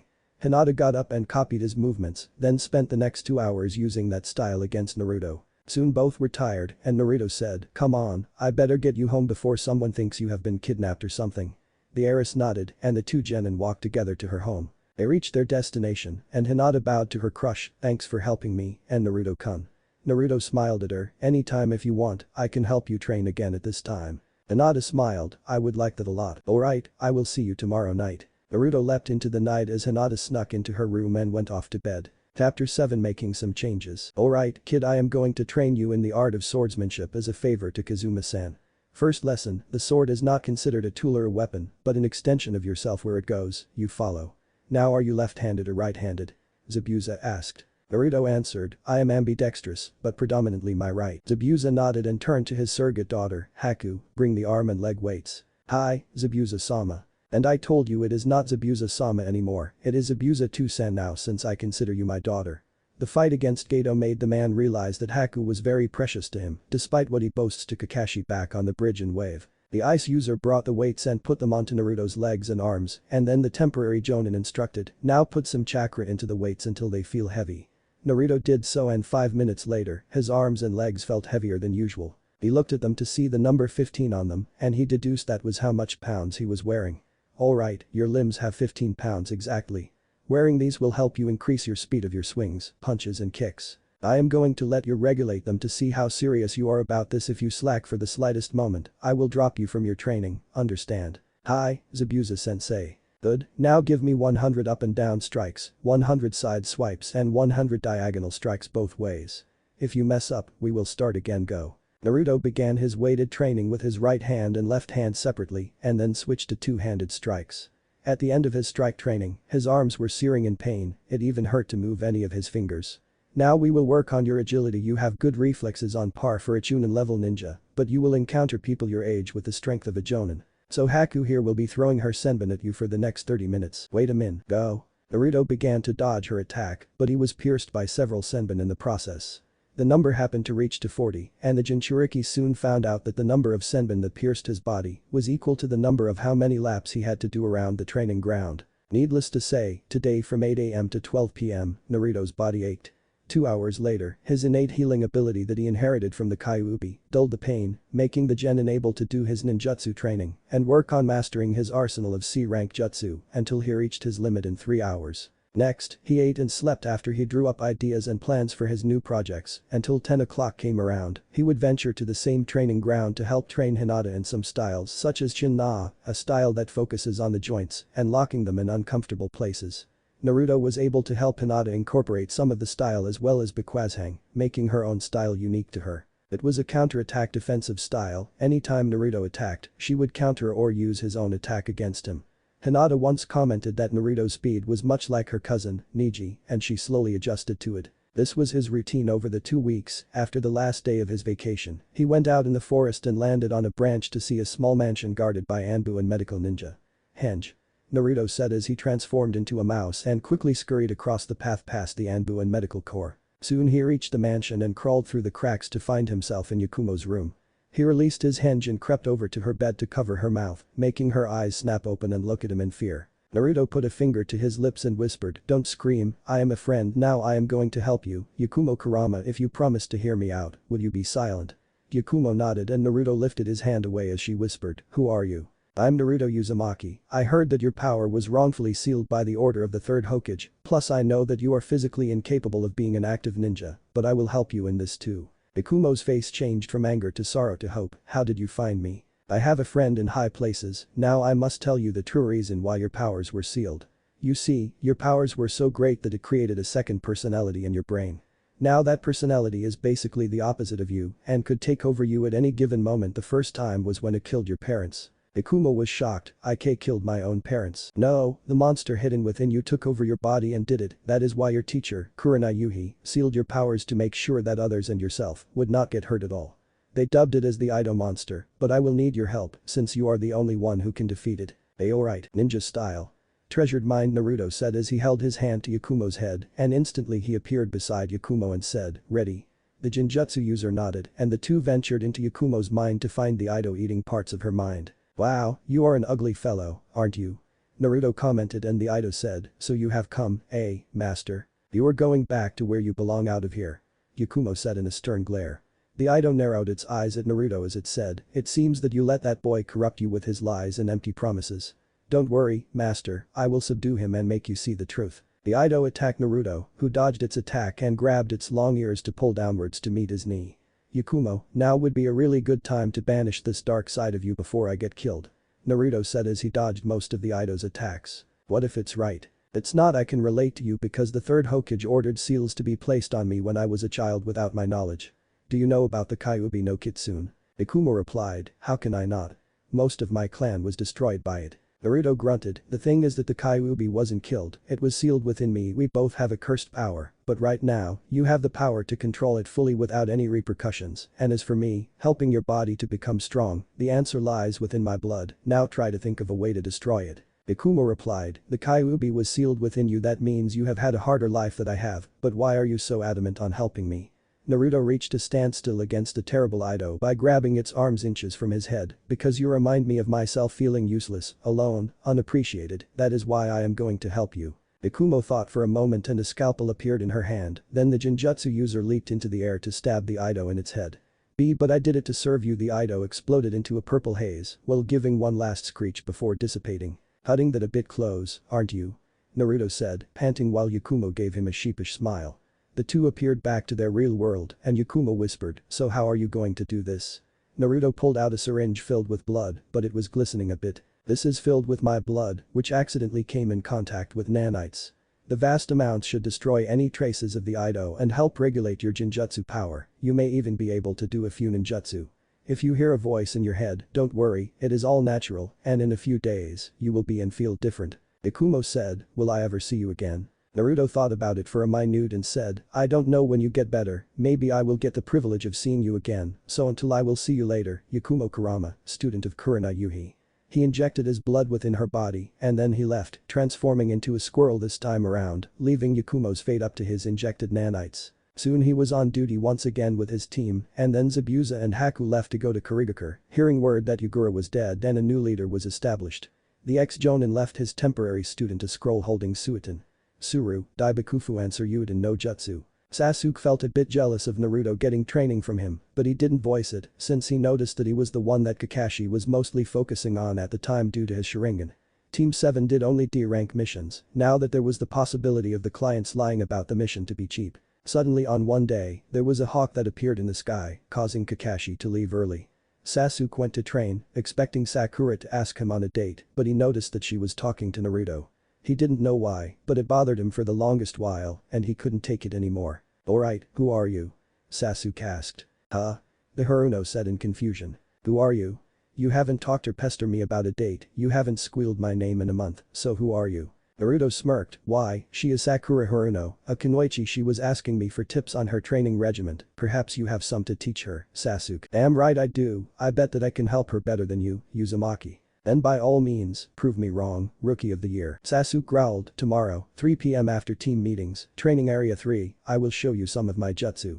The Uchiha stalked off, missing the sly smirk on Naruto's face and the shocked one on Sakura's own. Did he basically just ask me to train with him? Yes, it is a bit of a surprise to me too.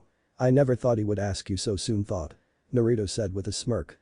Sakura asked, Naruto, you are smirking.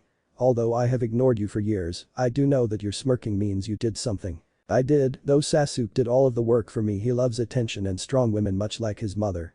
Since he has awakened his Sharingan and I won't train with him, but I have been training with you means something. To get to me, he realized that he must get through you first, and since me and Kakashi have gotten you up to par to a high genin level, a spar with Sasuke should push you to your limits. Sakura gasped, why you planned this? Yep, surprise.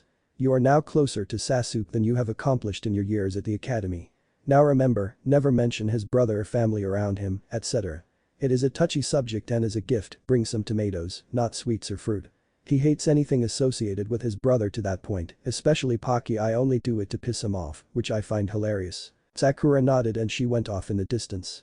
Naruto went to a shinobi shop called the Heaven's Earth and a tall man with short slicked back black hair and grey eyes with tan skin turned from his customer, welcome, I will be with you there shortly. Naruto nodded solemnly and grabbed several shuriken packs, 2 fishnet shirts, a coat with tattered edges and a cowl up to his neck, slightly covering his chin. Then the man appeared and said, hello, my name is Tenchi Mugawa, is that all? Yes, and I have a question, do you make weapons as well? Yes, we do. We are the second best at making them besides Lord Ayu. Naruto nodded and unsealed Katami, making Tenchi raise an eyebrow and someone gasped out, that is Katami, Kazuma Murama's sword, the legendary Black Cross.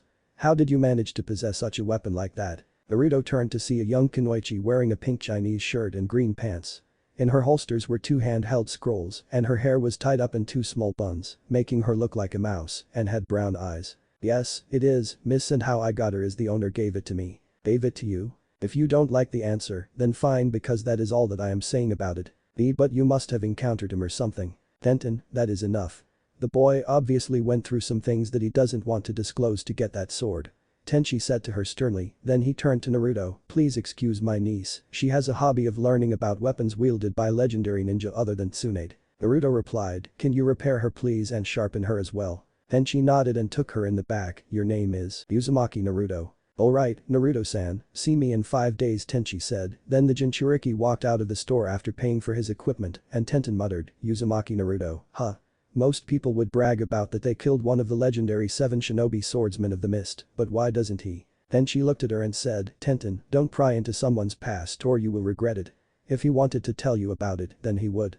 Something must have happened to him when he encountered that man, so I suggest that you don't ask him at all or else. Yes, Uncle Tenten said, but her thoughts were exactly the opposite. She decided to follow this Naruto Uzumaki when he would come back to the shop again.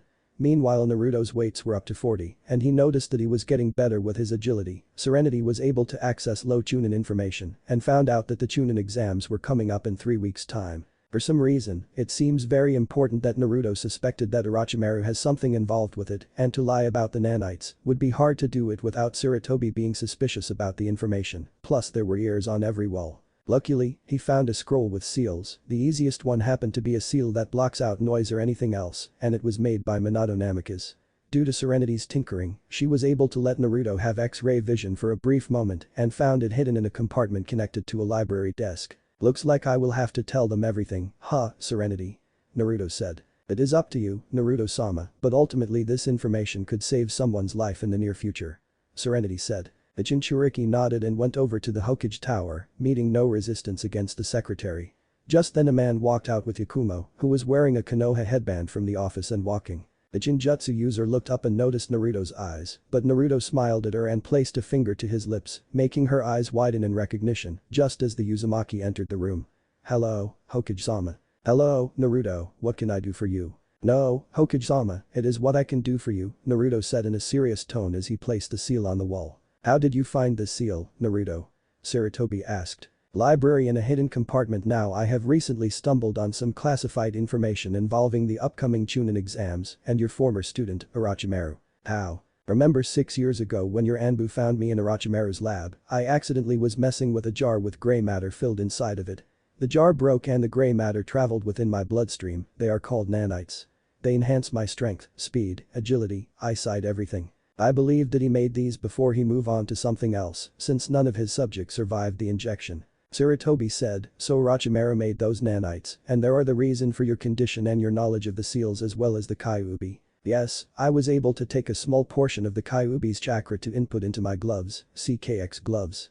Unfortunately, I can only do 5 consecutive blasts before it has to recharge for 12 minutes. You made those gloves yourself. I thought Kakashi told you about them and some of my abilities as well, since you told him to keep a close eye on me as well, Hokage-sama. Although I have lost all of my trust in you, I can't let innocent people die because of my selfishness, so I trust that you will heed my warnings seriously. Naruto said with a raised eyebrow. Sarutobi replied, don't worry, Naruto, I will heed it. Orochimaru, now, is a dangerous criminal. His ambitions must be stopped. Your orders are to keep this crucial information to yourself. I will alert all Chunin and Jonin personnel to be ready for anything during the Chunin exams. Thank you for notifying about it. You are welcome, Hokage-sama. The boy tuned to take off the seal and moved to the door until Sarutobi's voice stopped him. Naruto, I know that I have betrayed your trust, and it is very much likely possible that I will never regain it from you, but I am very sorry for my poor decisions. I should have told you about when you finished your graduation from the academy and trust you about how to deal with it. Naruto nodded silently and left the room while Sarutobi sighed and leaning back into his chair. Minato Kushina, I messed up badly. What do I do now? A mysterious wind blew some of the paperwork across his desk, but miraculously, the ones that were requested by Shinobi stayed put. Sarutobi looked at it and then he turned to the windows. They were closed, making the old Hokage let loose a smile. Thank you, it looks like the civilian council will get a rude awakening. Kimiko. The secretary rushed in the office. Hi, Hokage-sama. Send for Taka and his squad, tell her that she is to notify the council for an emergency meeting, the Shinobi side only. Hi, Hokage-sama. Sarutobi nodded and then began to look his paperwork with renewed vigor. I will set things right, Naruto, and after this meeting, I will need to start training again. I have been acting too much like a politician than a shinobi. At that moment, the pictures that held the previous cages almost seemed like they were all smiling down at Sarutobi as he did his paperwork and sorted the civilian side to give it to them. The god of shinobi has returned to his post. Council room. Why have you called this meeting, Sarutobi? Asked Danzo curiously. I have just received some information that one of our S-rank missing ninja will be returning to visit our lovely village and attempt to bring about its destruction. Sarutobi replied. Who would that be, Hokage-sama? Is it Itachi Uchiha? Sumin asked in mild fear.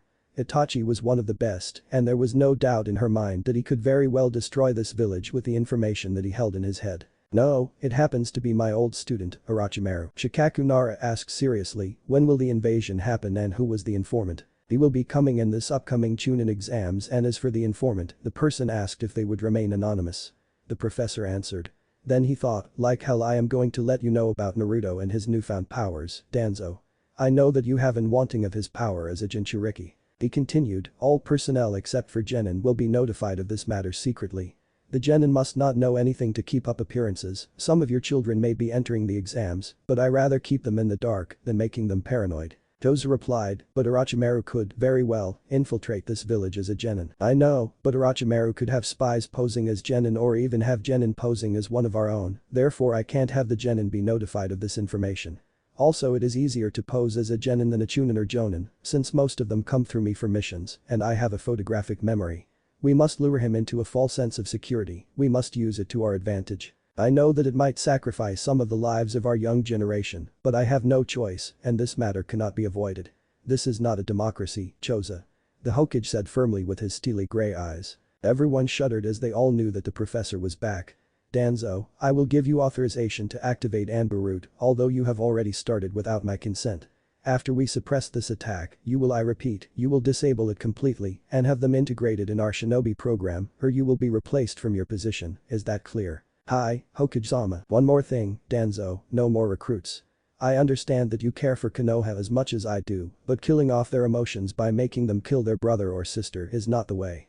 Yes, emotions do bring hate, but they can also bring love and understanding. We may be weapons, but we are sentient, understand? Understood, Hokage-sama, Danzo said calmly. Excellent, now on to another matter. Suddenly the Hokage was interrupted by the civilian council barging in with Mita Haruno in front, and Sarutobi said, ah, right on time. What is the meaning of this, Sarutobi? Why weren't we, the civilian council, notified of this emergency meeting? Mita cried out in anger, while the shinobi council frowned at the blatant disrespect. To answer your question, Mita, I have recently decided that the civilian side will not be involved in shinobi matters at all, and also you all will appoint someone among your group to do your own paperwork.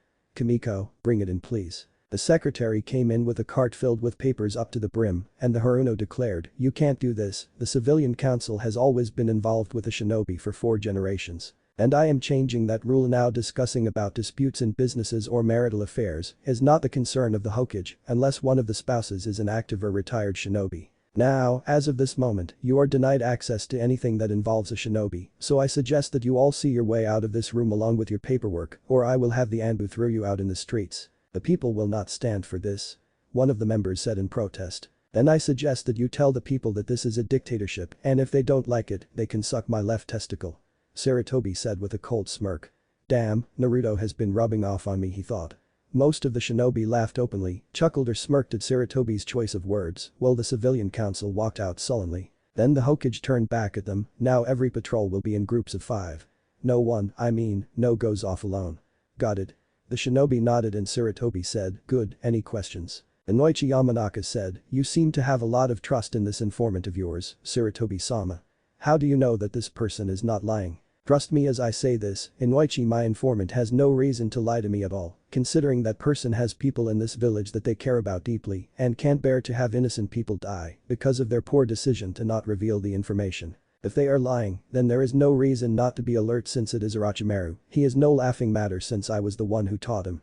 Anything else you would like to ask? Nobody said anything and Sarutobi said, very well then, all of you are dismissed. Chapter 8 New Beginning, the Chunin Exams. After doing a D-rank mission, Kakashi looked up to see a hawk circling in the air and said to his team, alright, team, you're dismissed for today. I have to report about today's mission. He disappeared in a puff of smoke and then Naruto turned to Sakura, so how is training with Sasuke? A bit brutal, he is way faster than I am, but I realized that I have more power than him, she replied, and Sasuke absent-mindedly rubbed his jaw. Naruto smirked at the not-so-hidden gesture and said, I see, well, I better go now, I got stuff to do. Wait a minute, Sasuke said, how come you never try to train with us or hang out? Naruto raised an eyebrow, Sasuke, you never hang out or anything, plus I don't train with you because I don't like to be used as a measuring tool at all. Also I don't like to intrude on anything that you two do at all, and you have been bitching for my techniques for the past week. Sasuke said with a scowl, I know but I need those jutsu too. The Itachi-san, I know hell, everyone knows about it, but having a whole bunch of jutsu will defeat him. You practically go ballistic on anyone who has associated or knows information on Itachi, plus I beat you in a spar after just mentioning his name. What do you know, you never lost anybody at all, my family is all but gone. The Uchiha shouted in anger. What about your mother? She is still there, if you died fighting against him, I don't think that she would be able to bear it on her shoulders or even forgive herself for letting on the path of the Avenger. You are lucky that you even have a family, you don't know what it is like to not know about your parents. What they look like, how they were like, or even if they had loved you at all. If I had one choice to switch places with someone, it would have been you. Sasuke was surprised as Naruto walked away at that note and Sakura cried out, Naruto. She turned to Sasuke, I hope you are happy, Sasuke. Naruto has done nothing but tried to help you to become stronger by giving you hints. He is right, you do have a superiority complex, I wouldn't have gone so low to jab at the lack of family he has at all. She ran after Naruto and Sasuke thought to himself, why do I feel sad all of a sudden? He looked at the disappearing Sakura for a moment and with a hidden resolve, he moved to go after her. Meanwhile, the Jinchuriki moved towards his apartment but then he let loose a small smile, Konohamaru, Mogi, Yuden, you three should know that a rock doesn't have eye holes or perfectly shaped corners. The three academy students came out from underneath their disguise and Konohamaru said, as expected of my rival, I see that you three are wearing my goggles. Are you causing Iruka-sensei hell? He asked. The three nodded and Mogi said timidly, Naruto-kun, can you play ninja with us? Sure Mogi-chan.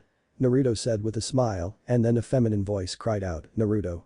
The Jinchuriki and the kids turned to see Sakura, Sakura, are you okay, Naruto? Yeah, I am fine now. The Haruno noticed the three kids and knelt down to their level with a smile, and who are you three? Please don't ask, Naruto said, but it was too late. I'm Mogi, the sassiest kunoichi in the academy. I'm Yuden, I like algebra. And I'm Konohamaru, the strongest academy student, and together, we are, the three said in unison while making a pose, the Konohamaru core. Naruto and Sakura sweat dropped at it, but then Konohamaru asked, so, lady, do you want to play ninja with us? Sakura looked at Naruto, then back at them, sure, I have nothing better to do. The two genin played with the three students until Konohamaru accidentally bumped into a person. He was wearing a black jumpsuit with cat-like tips on the hood, he had purple face paint markings and a bandage bundle on his back. His companion, the girl beside him, was wearing a gray skirt and had fishnet stockings on her left thigh and right ankle, she also had a large fan folded up on her back. The boy grabbed Konohamaru by the scruff of his neck and Naruto said in a stern, polite way, excuse me, sir, but I am going to have to ask you to put him down immediately. No way. The boy answered, he bumped into me and that is rude. He had to learn how to respect his elders the hard way and I abhor little shrimps. Immediately Naruto disappeared and the boy felt a kunai at his neck, you shouldn't underestimate young ones, they could kill you in the future. Now put him down and I will not ask a third time. The blonde woman thought to herself, I didn't even see him move. She slowly reached for her fan behind her and Sakura's voice said from behind as well, I wouldn't move if I were you, miss. Naruto commented, well, that was fast, Sakura, you have been using weights. The same ones as you, Naruto. Now where were we? Ah, yes, this should be the part where you put our little friend down on the ground gently. The blonde woman said, Kankuro, put the brat down now. Kankuro set Konohamaru down and the two Konoha genin moved by the kids just as Kankuro reached behind him to get the bundle off of his back until a pebble struck his hand. Really not a good idea. You mind telling us what you are doing here in our village? A person asked and Sakura said, Sasuke. Kankuro muttered out loud, nothing in this village but shrimps and squirrels, huh? Naruto replied, I suggest you shouldn't do anything stupid, Kankuro-san. Your teammate in that tree reeks of bloodlust, meaning he is not particularly happy with your hostility. Kankuro and his blonde companion's eyes widened with fear as they looked to see a red-haired genin with green eyes and black bags around his eyelids, standing upside down with his arms crossed and a gourd on his back. Kankuro, stop this, you are an embarrassment to our village. But, Gaara, shut up or I will kill you, Gaara said in monotone. Kankuro flinched and replied, you are right, I was out of line. The blonde apologized, we are sorry, Gaara, really sorry. Sasuke thought, so he is the leader, he must be very powerful to have those two quaking in fear and has stealth rivaling Kakashi-sensei's own, but how did Naruto sense him at all? Gaara did a Suna Shunshin and appeared between his group, Kankuro, temari, come on, we are leaving now. Sakura said, wait. No, Sakura, let them go, they are here for the chunin exams. Naruto said to her. Chunin exams? She asked. One of the two possible ways to get promoted from genin to chunin, you must show strategy, leadership and dedication by participating in a series of tests along with fighting different opponents from the ninja villages in the continent. Naruto stated. Temari smirked as she thought, wow, cute and smart. Sasuke asked as he jumped down, how do you know about this, Naruto? Library, and the reason you two never knew about it is because Kakashi-sensei never bothered to tell us. I'm guessing that he might put us in the exams to test us as well as get out of his hair for a while. Gaara glanced at the two boys as he thought, it takes skill to hit Kankuro without him detecting it, and to get behind both of my siblings is even harder as well. Gaara spoke up suddenly, you three, what are your names? I am Sabaku no Gaara, Uchiha Sasuke, Baruno Sakura, Uzumaki Naruto. I hope to see you three in the exams, Gaara stated in monotone before he left along with his teammates. He creeps me out, voiced Sakura. I know, but there is something odd about him, something familiar. Naruto said, and then he spoke to Serenity, did you check their chakra, Serenity? Yes, Master Naruto, two of them are normal, but the one subject known as Gaara has higher chakra than normal. It is also similar to the Kyuubi's chakra, meaning that he is a Jinchuriki as well. Unfortunately, I couldn't confirm which one he holds. That is fine, at least we know that he is a Jinchuriki. Then Sasuke looked at his teammates and said, Naruto Sakura, I am sorry for the way that I acted, I was out of line. Not knowing your parents is much the same as losing your family. Naruto nodded as he replied, I accept your apology, Sasuke, and I am also sorry for antagonizing you as well. So for compensation, I guess one spar against you can't hurt. Sasuke smiled a bit, I would like that very much, Naruto. Hokage's office now, does everyone know what to do? Sarutobi asked. The Jonin and Chunin nodded in agreement while Sarutobi continued, excellent, now are there any nominations for this year's exams? Kakashi, Kurenai, Guy and Asuma stepped forward. I, Kakashi Haddock, sensei of Team 7, hereby recommend all three of my genin, Sasuke Uchiha, Sakura Haruno and Naruto Uzumaki, ready for the Chunin exams. What? No way. It is too soon for them.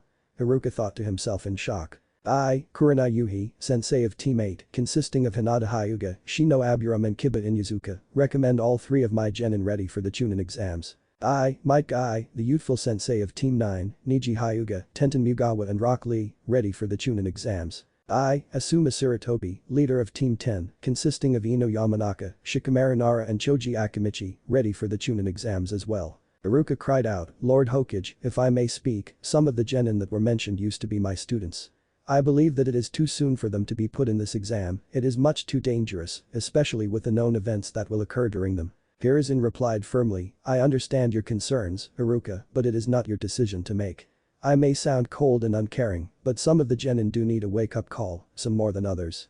This is a perfect way to show it by putting them in the exams, and I know it is dangerous with Orochimaru and his spies lurking about in the exams, but we must keep up appearances. He turned to the jonin before him, see me after the debriefing, so I can give you your slips.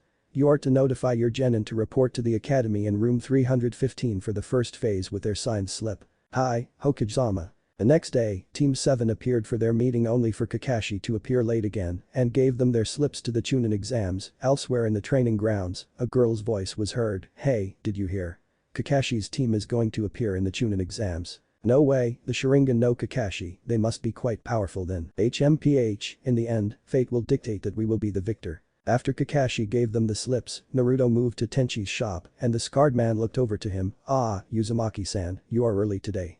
Hold on for 1 second. Tenchi went in the back and Naruto took the time to window shop. He was already stocked on his primary weapons as well as his ninja tools and portable traps. Tenchi appeared in the front with Katami in hand, here you go, Naruto-san. The Jinchuriki took back Katami, she felt a bit lighter, yet more durable. Thank you, Tenchi-san, here is your payment as promised. Keep it. Naruto was confused, I don't understand. I was glad to work on such a fine piece of work and the Hokage already paid for it in advance, so don't worry about it. Naruto stared at him for a moment and then said, thanks. He sealed Katami in its original position and he strode toward the training grounds while Tenchi thought, you, he almost caught that lie, he is definitely your son, Minato. Training area 3 I wonder, Naruto said as he unsealed Katami and sent chakra into the blade. The black sword was lit ablaze with blue chakra. Yep, he used a bit of chakra conducting metal, looks like I can use it to send chakra out in an arc or the destructive one for that matter. I will need to delve in my mind again to collect some again. The Jinchuriki thought, but first, the blonde ninja quickly grabbed his kunai out of his holster and threw at the tree left of him, come on out Tenten, was it? Tenten appeared behind the tree and said, how did you know that it was me? I never forget a chakra signature after I sense it. I know the reason that you are following me and I am not going to disclose my personal business, all because you recognize this weapon. But why not? A genin fresh as you would be spilling their guts out from Iwa and back if he or she had defeated one of the 7 shinobi swordsmen of the mist and lived. My case is different because the truth is that I didn't defeat him at all. What? Explain yourself. I will say no more, farewell, Tenten-san. He did a shunshin just as Tenten moved to grab him while shouting, wait. Then the weapons mistress cursed, damn it, I wouldn't be able to find him now and I will have to survive the chunin exams to get more information from him. What does he mean that he didn't defeat him, then how would that explain how he got that sword on his persona? The young Kunoichi went home, empty-handed as Naruto watched her, persistent little Kunoichi, are you? Master, you do know that you will not be able to avoid the situation concerning over Nakashi-san. She will wear you down. Well, Serenity, let's pray and hope that she doesn't find me at all or where I live at. Now let's go over what we are going to help Hinata out for tonight. Academy. Naruto arrived at the academy the next morning and saw that Sasuke and Sakura were already there. Hey, guys, ready? Naruto asked and his fellow teammates nodded as they walked up inside. They walked up to the second floor to see a crowd on the floor, instantly the three noticed the genjutsu on the sign. Sasuke was about to say something, but Sakura grasped his shoulder and whispered, don't say anything at all, Sasuke-kun, if you do, there will be more competition for us and needless battles as well. Sasuke frowned a bit, but understood her logic. He would have a better chance at fighting strong opponents, much like Gaara and Naruto. Team 7 was able to slip past to go up the stairs, and the resident Jinchuriki glanced down to see Tenten and a bull-haired kid getting knocked around, but then he caught up with his team and met Kakashi at the door. Good, you are all here. If you weren't, then I would have been forced to bar you from taking the exams at all. All of you, protect yourselves and each other. Remember, with teamwork, you can defeat even a Jonin. The Haddock said. Team 7 nodded in unison and proceeded through to have most of the veteran genin stare at them with killing intent. This is laughable. I have felt more intimidated when I was training with Zabuza-sensei and Haku-chan. This is ridiculous. Naruto thought to himself. Sasuke-kun. A voice shouted out before the person came over to their position and glumped said object of affection. Ino, get off of me. Sasuke said. To her rival's surprise, Sakura didn't react to her touching Sasuke at all. Hello, Ino, how have you been since I last saw you? Forehead. Ino said, a bit confused, what has happened to you? Sasuke replied, this is Sakura Haruno, a kunoichi which, unfortunately for you, Ino, I can't say the same. Naruto smirked as he glanced over at the three and thought, good job on playing your part. Sasuke. Ino slowly got off of the Uchiha and joined her teammates. Shikamaru was speaking with Naruto when the Yamanaka heir appeared. Naruto made his move. Ino, what, Naruto? She replied hotly. I take it, Sasuke acknowledges Sakura more than you, correct? What do you know? Simple, I know because I am the one that helped Sakura blossom from a fangirl to a kunoichi with skill close to Sasuke's level. Thus she has been in company with him, even training with him in his own home. Ino's hands balled up into fists as Naruto said, you envy her, don't you? You want the same thing as well. I can help you there, Ino. If you are serious about being a kunoichi and winning Sasuke's heart, you need to do two things only. What is that?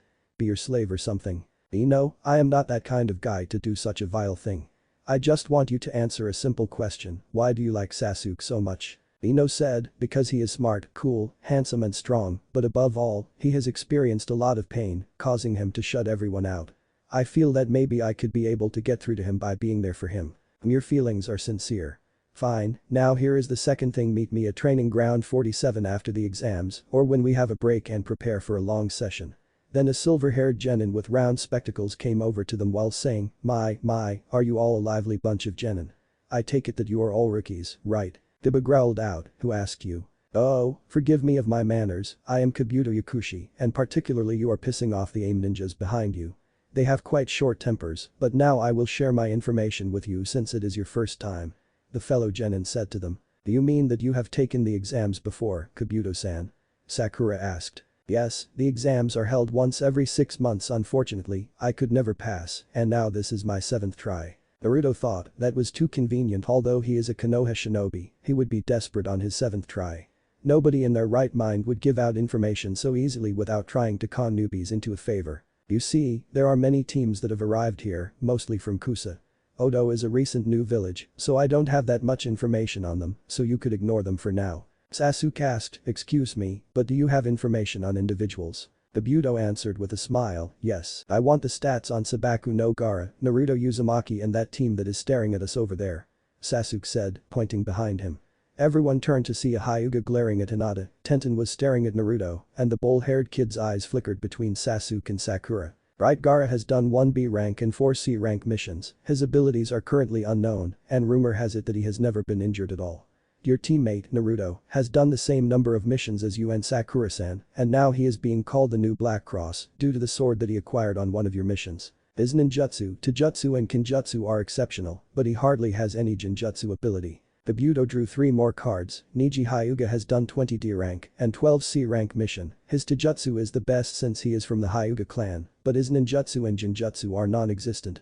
Rock Lee, same number of missions and his taijutsu is exceptional, but he also has no ninjutsu or genjutsu. Tenten Mugawa, same number of missions and her taijutsu is good as well. She is also a weapon specialist and known that she has never missed a target. Naruto thought as he glanced at her, so she is a weapon specialist, the mid-long range person in the group. Niji is close range as well as Lee. Kabuto stated, everyone here from the various countries are here to take the exams and it is filled with a lot of talented youngsters. Hinata whispered, M makes you lose confidence. Sakura's eyes darted over the genin and said, so everyone here. Kabuto nodded, finishing her sentence, yup, everyone like Gaara-san and Lee-kun are elite genin from their reigning countries. Suddenly Naruto pushed Kabuto back and held one of the Odo ninjas at knife point with his teammates in a similar fashion with his cage bunshin. I suggest that you 3 can keep your bloodlust down a little longer or I will have no choice but to discipline you 3 for misbehaving. The Odo ninja was surprised and then he nodded slowly, then Naruto released him and dispelled his clones just as a large white smokescreen appeared and dispersed quickly to reveal a scarred man in a black trench coat along with 3 squadrons of chunin. Pipe down, maggots. Odo ninjas, like Blondie here said, I suggest that you 3 save your energy or you will be disqualified from the exams. The bandaged one said, I apologize for my team, Proctor-san. We were merely excited. The man frowned, for some reason, I believe that I was more than that this year is going to be bloody. The scarred Proctor then shouted, everyone, listen up because I will not be repeating myself a second time. I am Ibiki Marino, your first Proctor. You will be seating by the number that you draw from this box and sit at the appropriate seats and then we will hand out the exams. If you try to switch your tile, you will fail immediately. Now form a single line. The genin complied and each of them took out a tile from the box that was held by a random chunin. Naruto was happened to be seated by Hinata and Akusa ninja. Hello, Hinata-chan. Hi, Naruto-kun, let's do our best, okay? Right. Oh, and Hinata, good to see you talking without stuttering. All of that training did pay off, huh? She smiled, yes, it did. Then she thought, and maybe just maybe I would be able to confess my feelings for you now, Naruto-kun. Ibiki then barked out, alright, you worthless bastards, we must go over the rules before I allow you to turn over your test, also there will be no questions, and you each start out with 10 points. If you miss one, then you have 9 and so on. Now if you are caught cheating, 2 points will be deducted and after your 5 chances are done, you will be escorted from the room immediately. Now the second rule, this is a team test to see how much your team can hold up to 30 points. One of the chunin commented, we have our eye on you guys. The crowd was a bit shaken, but Ibiki continued, realize that the weak ones who get caught are destroying themselves. As shinobi trying to become chunin, be proud ninjas. Now on to the final rule, which is that if a teammate doesn't answer all questions correctly or loses all of their points will fail along with their 2 teammates. Sakura thought, what? Ibiki stated, you now have 1 hour to complete the test. You may now turn over your tests and begin. There was a rustle of papers as the genin turned over their papers and began to write down their answers to the questions in complete silence. Ibiki watched over the genin with a careful eye until his eyes fell upon Naruto, who was staring right back at him. What the hell? The kid is done already with the test, but that is impossible. He is not using any genjutsu, nor has he cheated at all. He is supposed to be smart, but those questions are at least high chunin level and have never been seen in the academy for over 7 years. The torture and interrogation head honcho thought to himself, is he a hidden genius? As if to answer, Naruto smirked at him in amusement. Pretty soon, teams were failed left and right, mostly from Konoha and somewhat Suna. After 45 minutes has passed, Ibiki called out, pencils down. Okay, now it is time to start the 10th question, but before that, let's go over the added rules to the test. Nearby building, Kakashi said lazily, it is sure a bit boring without my genin. Asuma said lazily with an unlit cigarette in his mouth, don't worry, Kakashi, you will be busy again soon. Why is that, Asuma? I heard that the proctor for the first portion of the exam is Ibiki Marino. What? Ibiki? They actually made that sadist a proctor? Who? Kurenai asked curiously. Oh, sorry, Kurenai, I forgot that you were recently promoted to Jonin a few years back. You see, Ibiki Marino is one of our best interrogators and prefers the mental approach. When dealing with him, he uses simple words and scenarios to make you torture yourself. Asuma explained. Back to the testing room 315, Ibiki stated, first, you must decide whether to take the question or not. Sasuke thought to himself, take the question or not. What does he mean by that? Temari asked, choose. Then what happens if we decide not to take it? Ibiki said as he chuckled lightly, well, now that is simple really if you decide not to take it, then your points will be reduced to 0 and you will fail along with your 2 teammates. A random genin shouted, then what the hell is that supposed to mean? Of course, we will take the final question. Ibiki gave him a sadistic smirk, which brings us to our last rule: if you take the 10th question and just so happen to get your answer wrong, then that unfortunate genin will never be able to take this exam ever again. Biba shouted with an accusing finger pointing at Ibiki, that is not fair. There are guys here that have taken this exam before, you don't have the power. Ibiki laughed at him, you guys are unlucky this year, it is my rules, and my rules are law until you walk out of this room with the next proctor, but fear not, for I am giving you a way out. If you quit right now, you will have the ability to try again next year. Now let's begin the final question, but first, who wants to give up? Soon various genin began to quit due to the pressure, and when the room was almost completely empty, Ibiki asked, anyone else want to quit? No one raised their hand or stood up. Then Ibiki thought, fine, then it is time to give them the final verdict and the shock of their lives. For those of you left over, you all have passed the first test. The collective what was heard throughout the room, and then Sakura asked, but what about the 10th question? Ibiki smiled at her, the 10th question was basically the choice to take it or not. Temari shot out her question, then what about the other 9, what was their purpose? Those questions were made for chunin to answer, thus you genin couldn't answer them unless you were extremely smart. For the rest, it forced you to realize that the only way for you to pass was to cheat. We had 2 or more chunin disguised as genin with the correct answers stationed nearby, and those who were caught by cheating poorly were escorted out, as you know. The torture and interrogation leader untied his Konoha bandana to display his bald, scarred head obscured with various screw holes and old burns. Because at times, information is more important than life, and people will risk everything to get it. Sasuke thought to himself, the after effects of torture. Ibiki retied the bandana, if the enemy notices you, there is no guarantee that the information will be accurate. Information can be the greatest weapon for your country and teammates. Temari said, but I still don't understand the 10th question. The 10th question was based on a choice, a leap of faith if you call that, which could make you or break you. The ability to face any hardships and be perilous is the qualifications for a chunin, so I wish you guys luck. Naruto gave him a smirk, and Ibiki smirked back as he thought, you are an interesting kid. Chapter 9 Silent Vow. Anko led the genin to a training ground, which had a circular fence with gates surrounding the edges, and a sign that was written forbidden. Only chunin and jonin allowed. The Takubetsu jonin turned to them and said, welcome to training ground number 44, the second stage of your exam. In Konoha, it also bears another name, the name of the Forest of Death. Naruto commented, it doesn't really look like much to me. Anko trained her eyes on him and smiled, you are a spirited one. The Jinchuriki instantly knew that she was going to try something, and the proctor popped out a hidden kunai from her sleeve, quickly to throw it at Naruto's head. Naruto tilted his head to the side to avoid it completely. The knife embedded itself into the ground after cutting a strand of Ikusa genin's hair. Anko appeared behind Naruto with a kunai at his neck. Oh, you didn't get cut, but all of the spirited ones are the ones that are killed first, spilling that red blood that I love so much. Then she turned with another kunai in hand as the Kusa genin returned her weapon using her tongue. Yeah, please don't creep up behind me like that, I have a tendency to kill people when they do that. The genin replied, I apologize, I just wanted to return your kunai.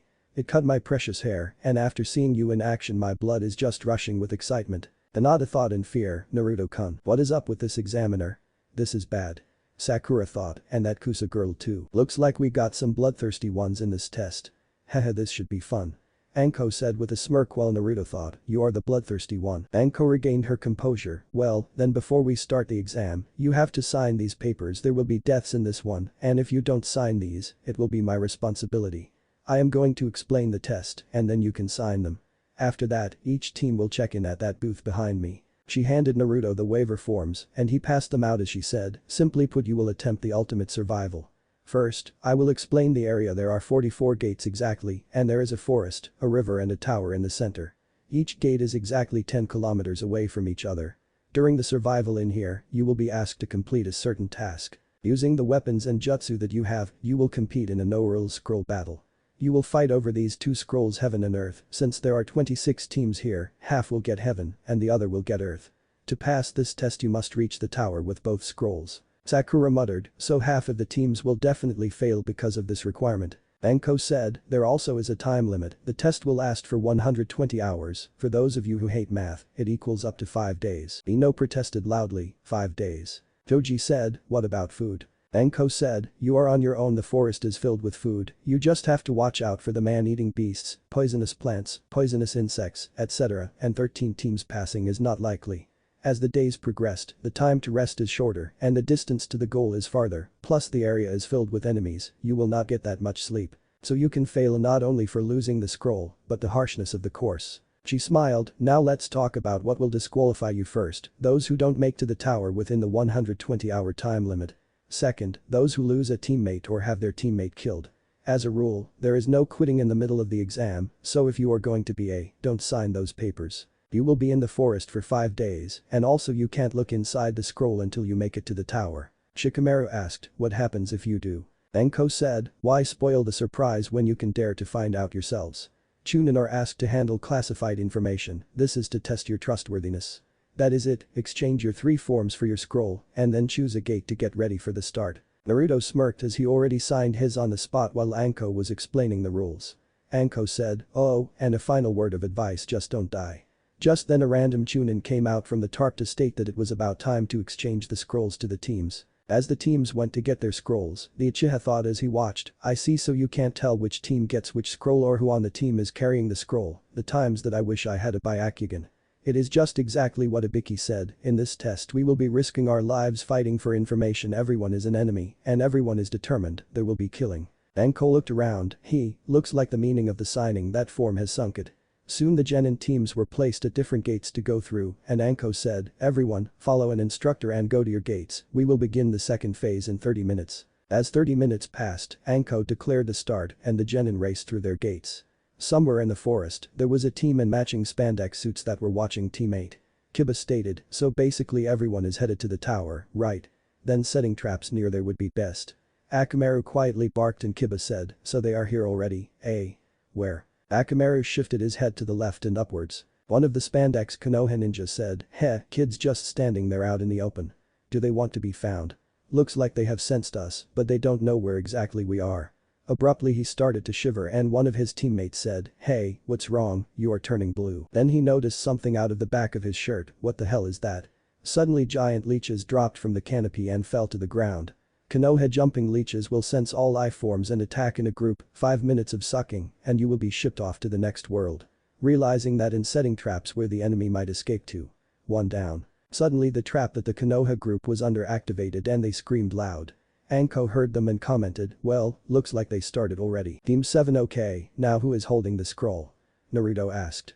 Sakura answered logically, it should be the middleman in terms of strength, here in Konoha, it is established that Sasuke-kun here is the strongest out of our group, therefore underestimating you, Naruto.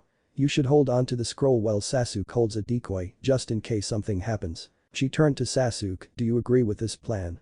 The Uchiha smirked, not bad, Sakura, I agree to this plan, besides I just want to fight strong opponents, and in this exam he looked at Naruto as he continued, you have no choice but to fight me in the exam if you want to become a chunin. The Uzumaki sighed, alright, Sasuke, let's just get through this part now and be alert for anything. Then he thought, there is no doubt in my mind that Orochimaru will definitely appear in this part for Sasuke, I just hope my plan works. Serenity said, actually, Naruto-sama, he is already here. What? When? Akusa Genin that returned Anko Sense Kunai confirms that it was Orochimaru by a chance of 78%. I will take that chance, how couldn't I have noticed that factor? So it is that Kusa team we have to watch out for, but no doubt that display earlier will make Sakura and Sasuke wary of him.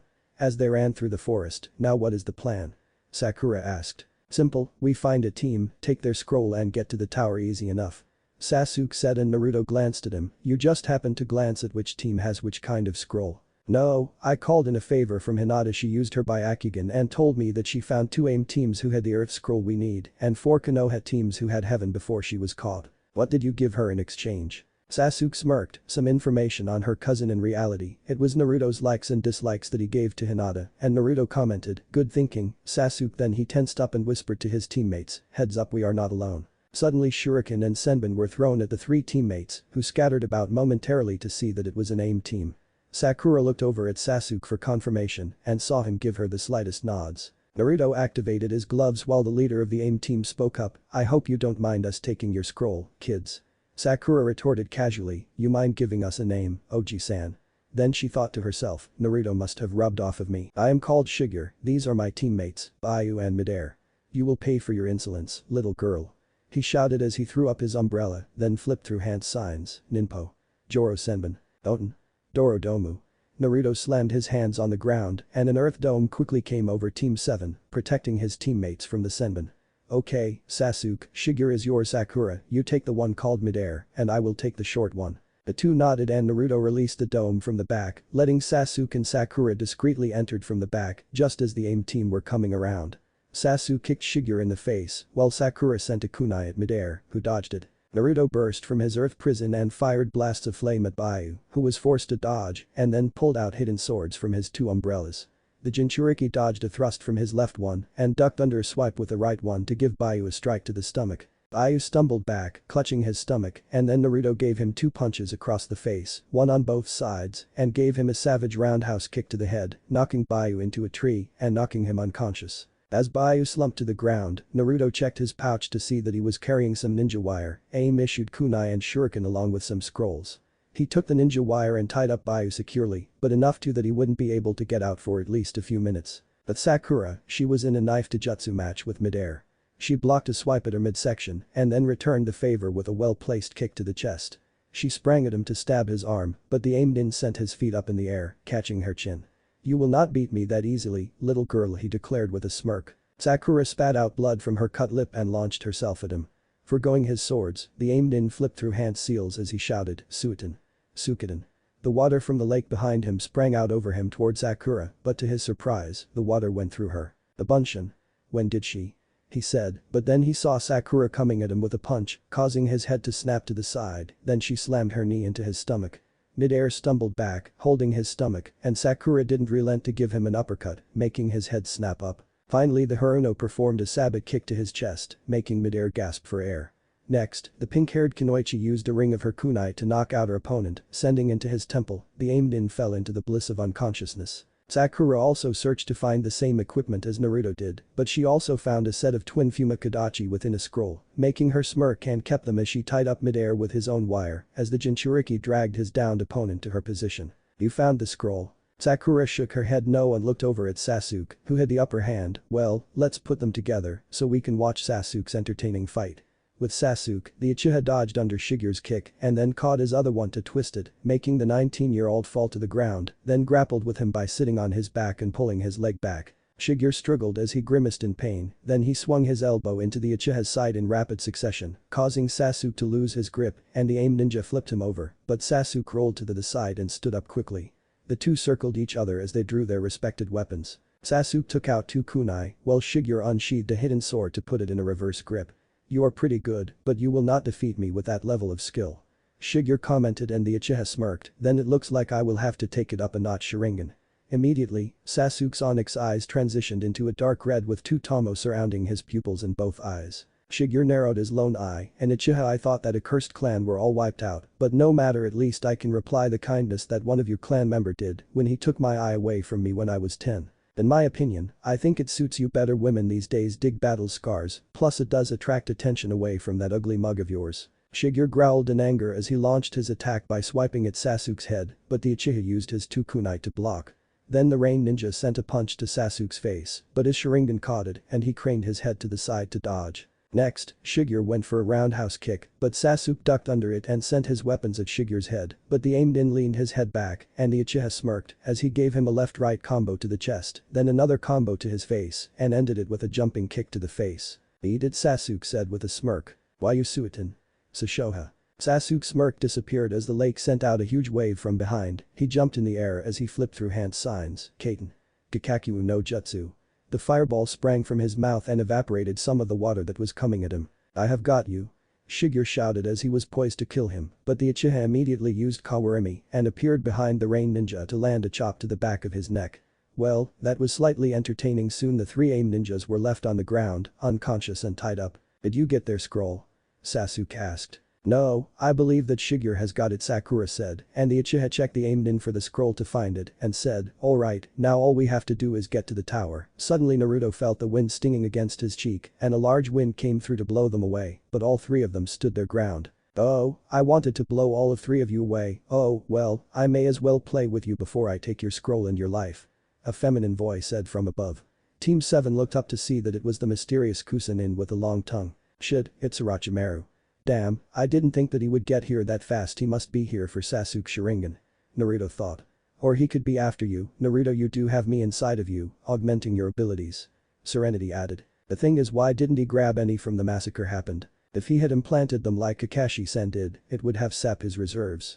He would need to be in Uchiha to use it to the full extent. My guess that he either has the power to possess Sasuke's body or needs to do an experiment on Sasuke to imprint his being into Sasuke's brain. This is also the factor that he would need a lot of blood to incorporate into his system. Either way, he has to take him away from the village to do either of those. The female Kusanin chuckled evilly as she pressed her finger on her eyelid while she launched her killing intent, freezing Team 7 in place as they each saw their own gruesome deaths.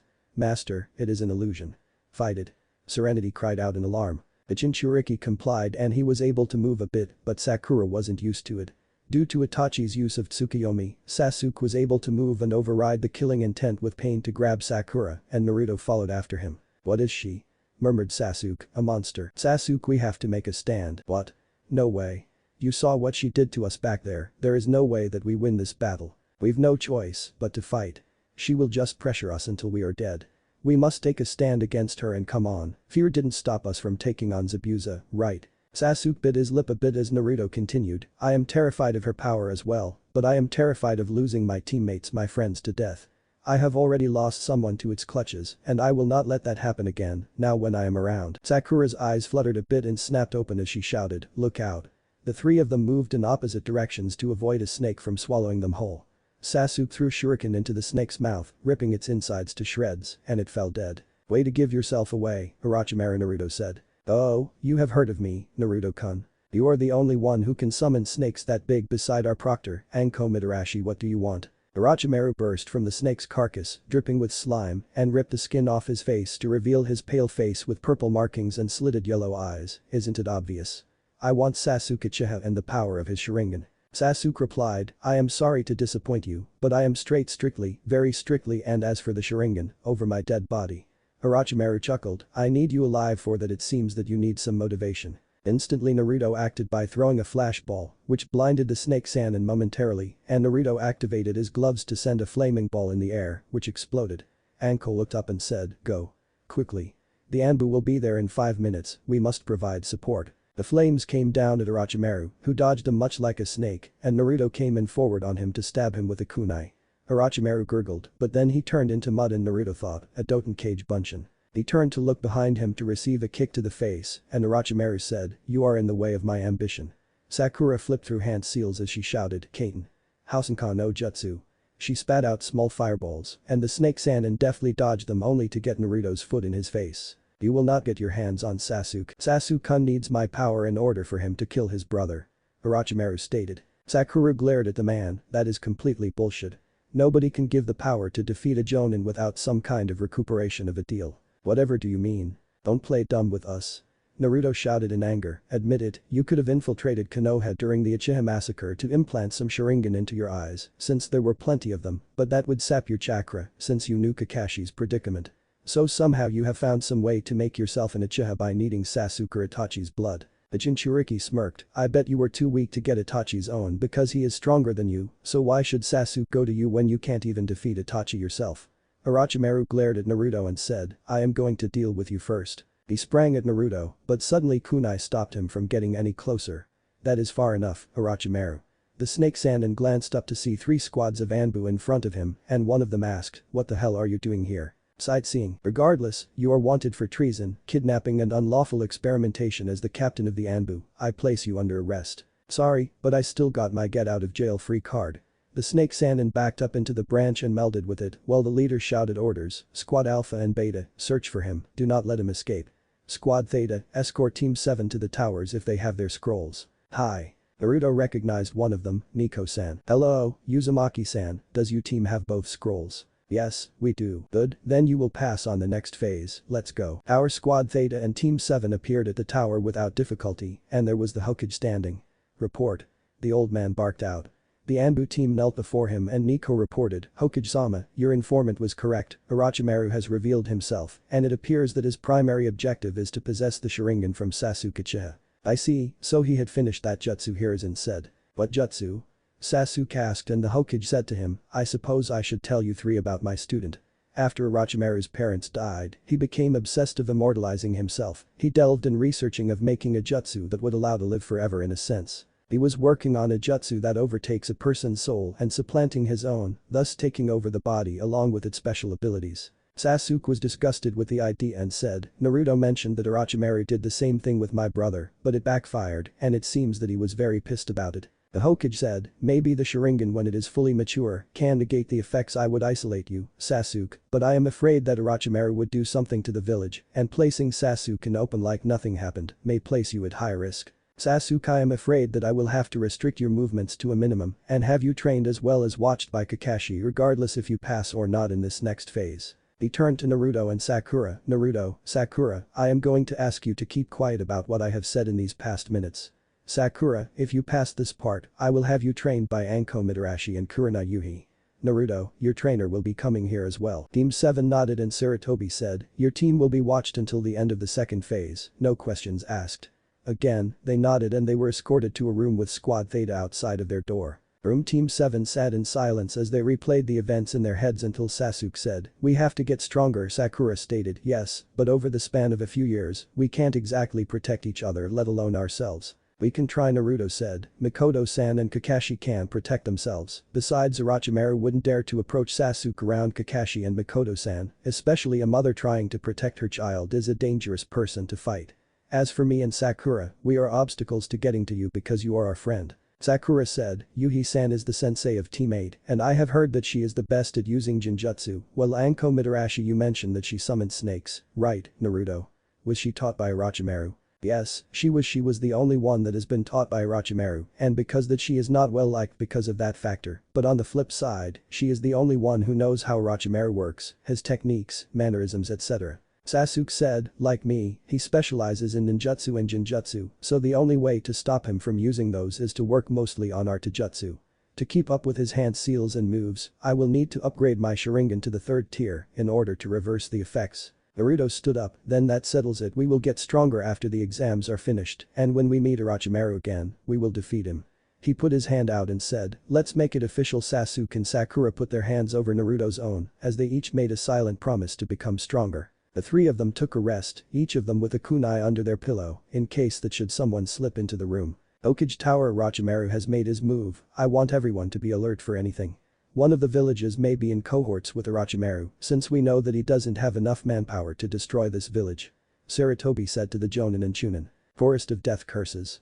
I was so close, that damn Jinchuriki interfered with my plans to get Sasuke. Orochimaru said angrily, Kabuto.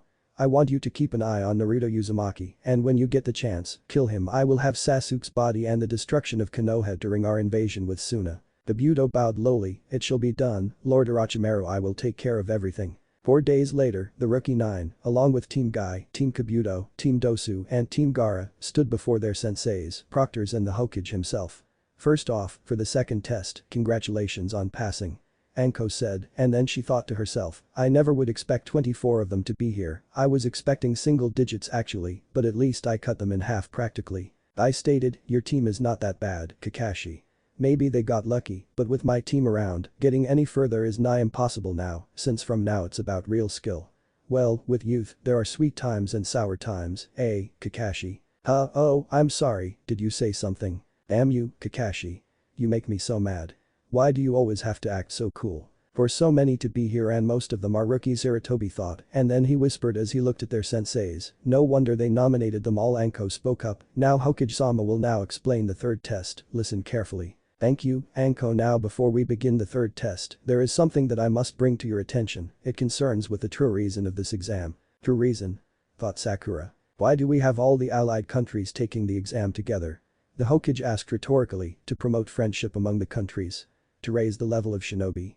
I don't want you to be confused about the true meaning. The exam is, Fenton thought to herself, is a replacement for war between the allied countries. Sarutobi finished. The bun-haired Kunoichi asked, what does that mean? The Hokage answered, if we were to go back in time, the current allies were enemies who fought each other over who would rule. In order to prevent wasteful fighting, the stage that countries chose for battle the origins of this chunin exam. Why the hell do we have to do this crap? Wasn't this test for deciding who is a chunin? Naruto voiced out. It is a fact that this exam decides which shinobi have what it takes to become a chunin, but on the other hand, the exam has another side to it, where each country's shinobi risks their own life to protect their land's reputation. Sarutobi replied after taking a puff from his pipe. Ino piped up, I don't understand. Watching the third phase of the exam will be leaders and influential individuals from many countries that make up the clients of the shinobi, and the leaders of those leaders will also be there to watch each of your battles.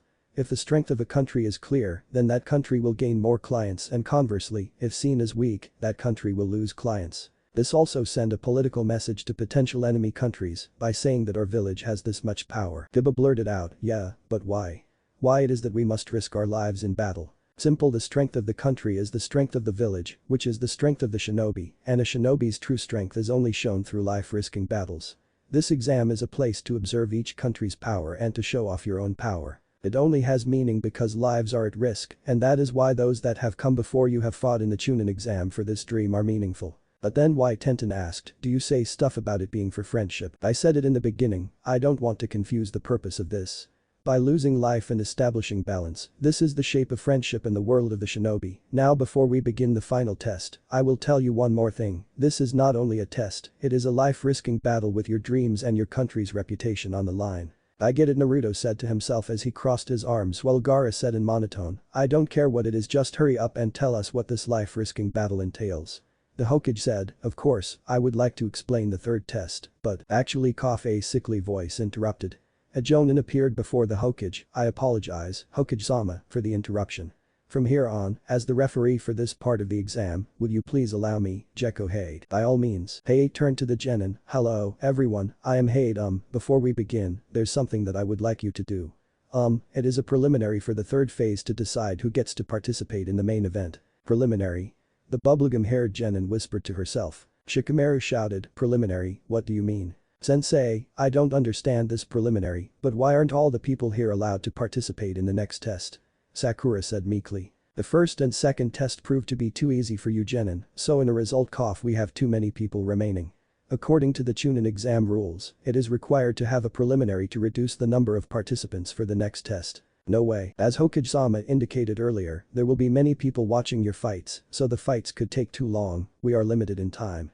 So anyway, those who are not feeling well or who feel like quitting after these explanations, please come forward now, since we will be starting the preliminary immediately. What? Right now, Kiba shouted in disbelief. The Buto looked at Orochimaru, who nodded his head, indicating that he should stay in to gather information on his primary subject, Uchiha Sasuke, and possibly kill Naruto Uzumaki. Nobody wants to retire. Oh I forgot to tell you that you all will be battling individually, you may raise your hand based on your own judgment. Hate said with a cough. One of the teammates on Kabuto forfeited his position, and Hei checked him off as he left the arena. Alright, then since we have an even number of 20 contestants, we will have 10 matches, and the winners will advance to the third test. There are basically no rules, the fight continues until one of you dies or knocked out or concedes defeat. If you don't want to die, then I suggest that you forfeit quickly, but when I clearly decided who is the winner, since we don't want pointless corpses, I will jump in and stop things, and the object that controls your destiny is Hate stated. Anko muttered into her headset, open it. The wooden board slid upwards to reveal an electric scoreboard. This electric scoreboard will show the matchups for each battle. Now this is sudden, but let's announce the names for this fight. Hate said. The board flipped through the genins' names randomly until they stopped at Sasuke Uchiha and Yoroi Akato. Everyone did so and Hate said, now match 1. Sasuke Uchiha vs Yoroi Akato begin. Yoroi did the Taurus sign, are you ready?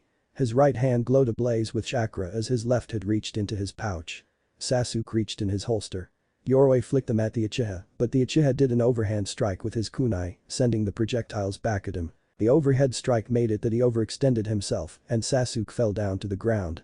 Yoroi saw the opportunity and axed by moving towards Sasuke. He aimed his right hand to smash Sasuke's head, but the Uchiha rolled to the side and slammed the kunai point into the ground, then he tripped Yoroi using his feet, then maneuvered him into a wrestling move, threatening to break his arm. But Yoroi's hand grabbed Sasuke's shirt and Sasuke felt his strength fading away fast. His grip on Yoroi's arm slipped and Yoroi elbowed Sasuke in the gut and then flipped up into a kneeling position. Sasuke thought, what was that? My strength just suddenly the weird ninja then moved toward the fallen avenger, causing Sakura to shout in alarm. Sasuke looked up to see Yoroi's chakra-infused hand clamped on his head and the Uchiha began to feel weaker and weaker. Be my chakra?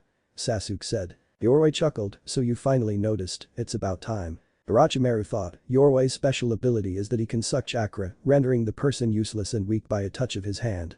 When he sucks all of your chakra, you will be weak enough for me to give my seal to you. Sasuke moved his leg to prop it against Yorway. Ugh, damn you. Yorway was kicked away and skidded away, so it seems that you still have power left. Yorway charged again, having Sasuke dodge the swipes of his hand. Sasuke aimed a roundhouse kick at him, but Yorway jumped over and landed away from him. Sasuke thought desperately, if he tries to touch me one more time, I am done for and he will try to get in close combat with me.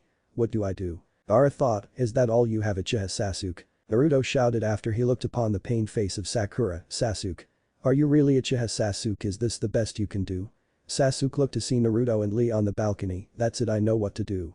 He thought. Yorway charged at Sasuke. It's over, Uchiha. But the next move surprised everyone, especially Lee, as Sasuke used the same move that Lee used on him. That's my Lee thought as his sensei said. What? Sasuke appeared behind Yorway, though from here, it's all original from here. Sasuke said, it's over. The Uchiha poked him in the back and the opposing ninja recognized the move, Kage Byu. Take this. Here it comes.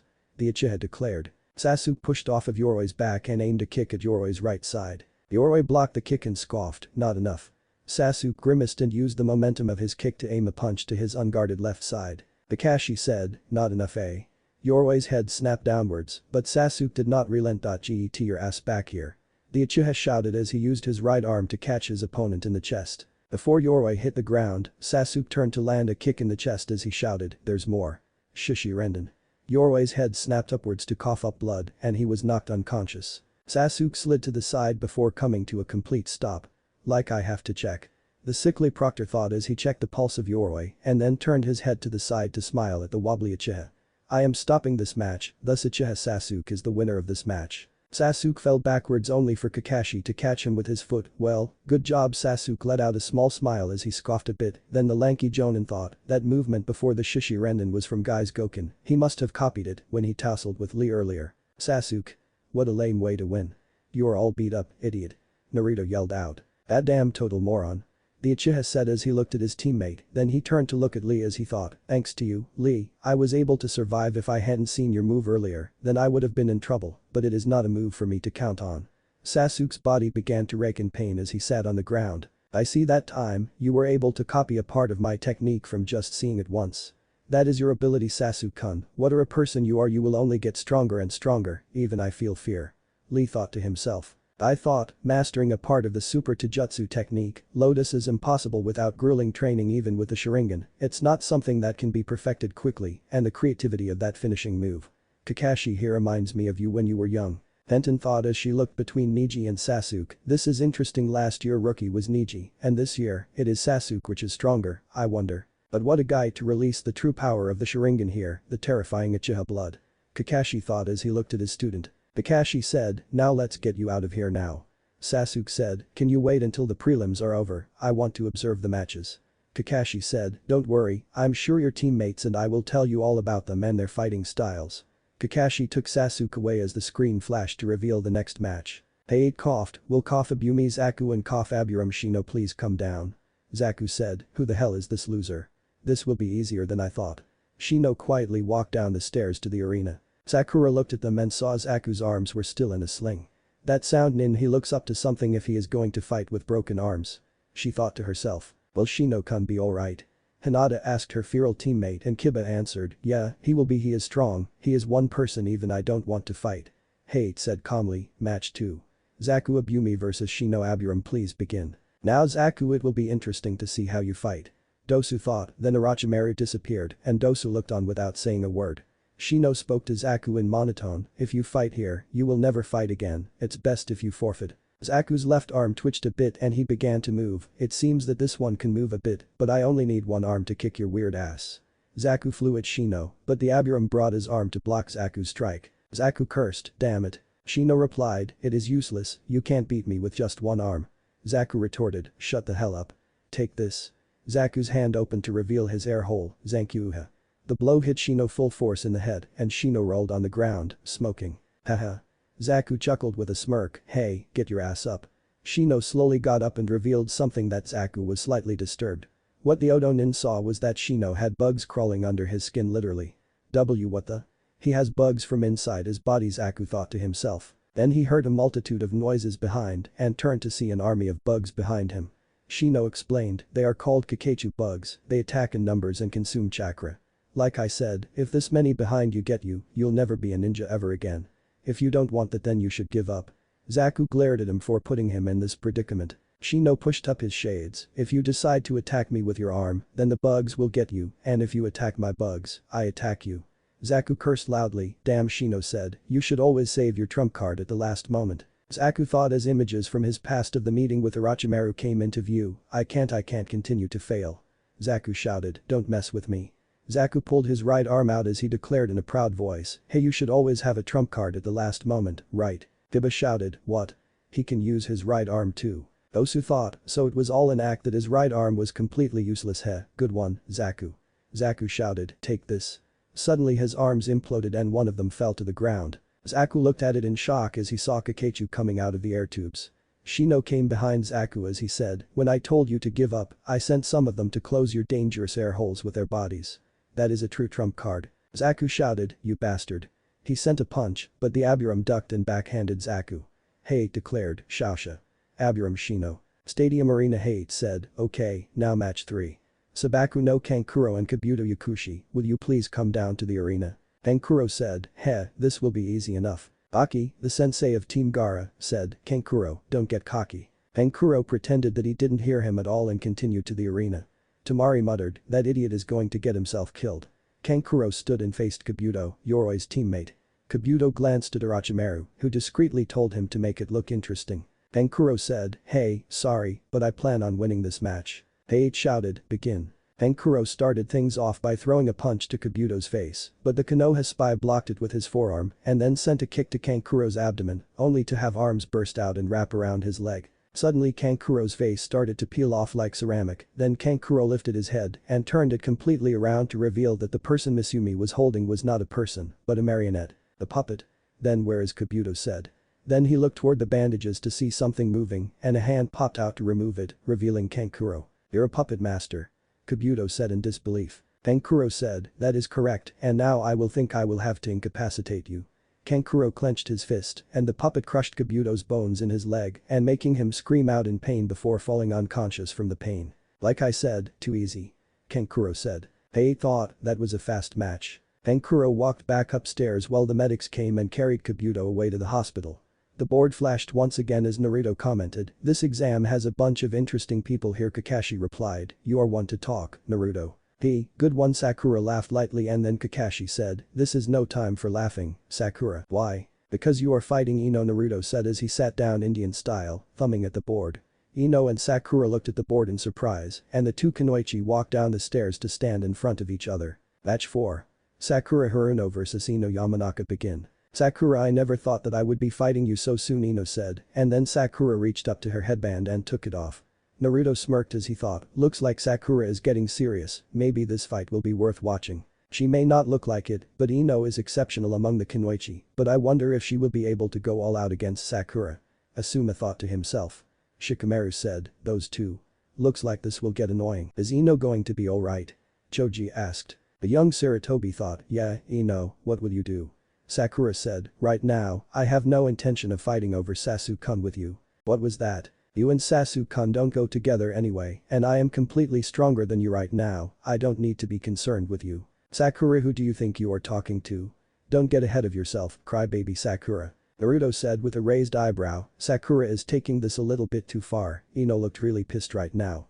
Kakashi said, Sakura is the type to brag about her strength or hurt others willingly, the main guess is that she wants Ino to take her seriously and don't show any mercy. Haruno thought as she stared into the pale blue eyes of Ino Yamanaka, Ino, I have always believed those words you told me, I always hoped they were true.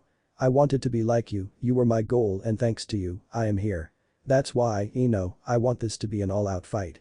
Unless I really surpass you, it's meaningless. Okay, seriously, what is up with the seriousness between these two? Naruto asked and Kakashi said, it's a standoff between the two of them, sort of like your rivalry with Sasuke, they are battling to see who is stronger and more worthy of winning Sasuke's heart. Ino then smirked as she took her headband from her waist, I get it Sakura, all out battle. They both tied their headband onto their forehead and Sakura started things off with a jutsu. Just a bunch of no jutsu. Ino thought. Yamanaka declared, "This is not the academy graduation exam, you think that you can beat me with a textbook jutsu like that?" Then she thought, if I just look closely, I can figure out which one is the real one. Sakura smiled as she directed chakra to her feet and sped in front of Ino's widened eyes, causing Ino to lose track of her and get a punch in the face. "If you think that I am the same crybaby Sakura, then you will be hurting. Get serious, Ino." "I'm glad you said that." Ino said as she wiped her cheek, "As you wish, here I come." HMPH, looks like she is using that exercise we learned in Wave and Spades. After all, she is the best one on our team when it comes to chakra control. Ishide commented. Lee gripped his fist as he thought, "Beautiful movement, Sakura-san." Sakura and Ino were struggling in a standstill as Naruto said, although Sakura has gotten stronger with her stamina, Ino has been training as well. They look evenly matched, and it is possible that they may beat themselves to a standstill. "No way.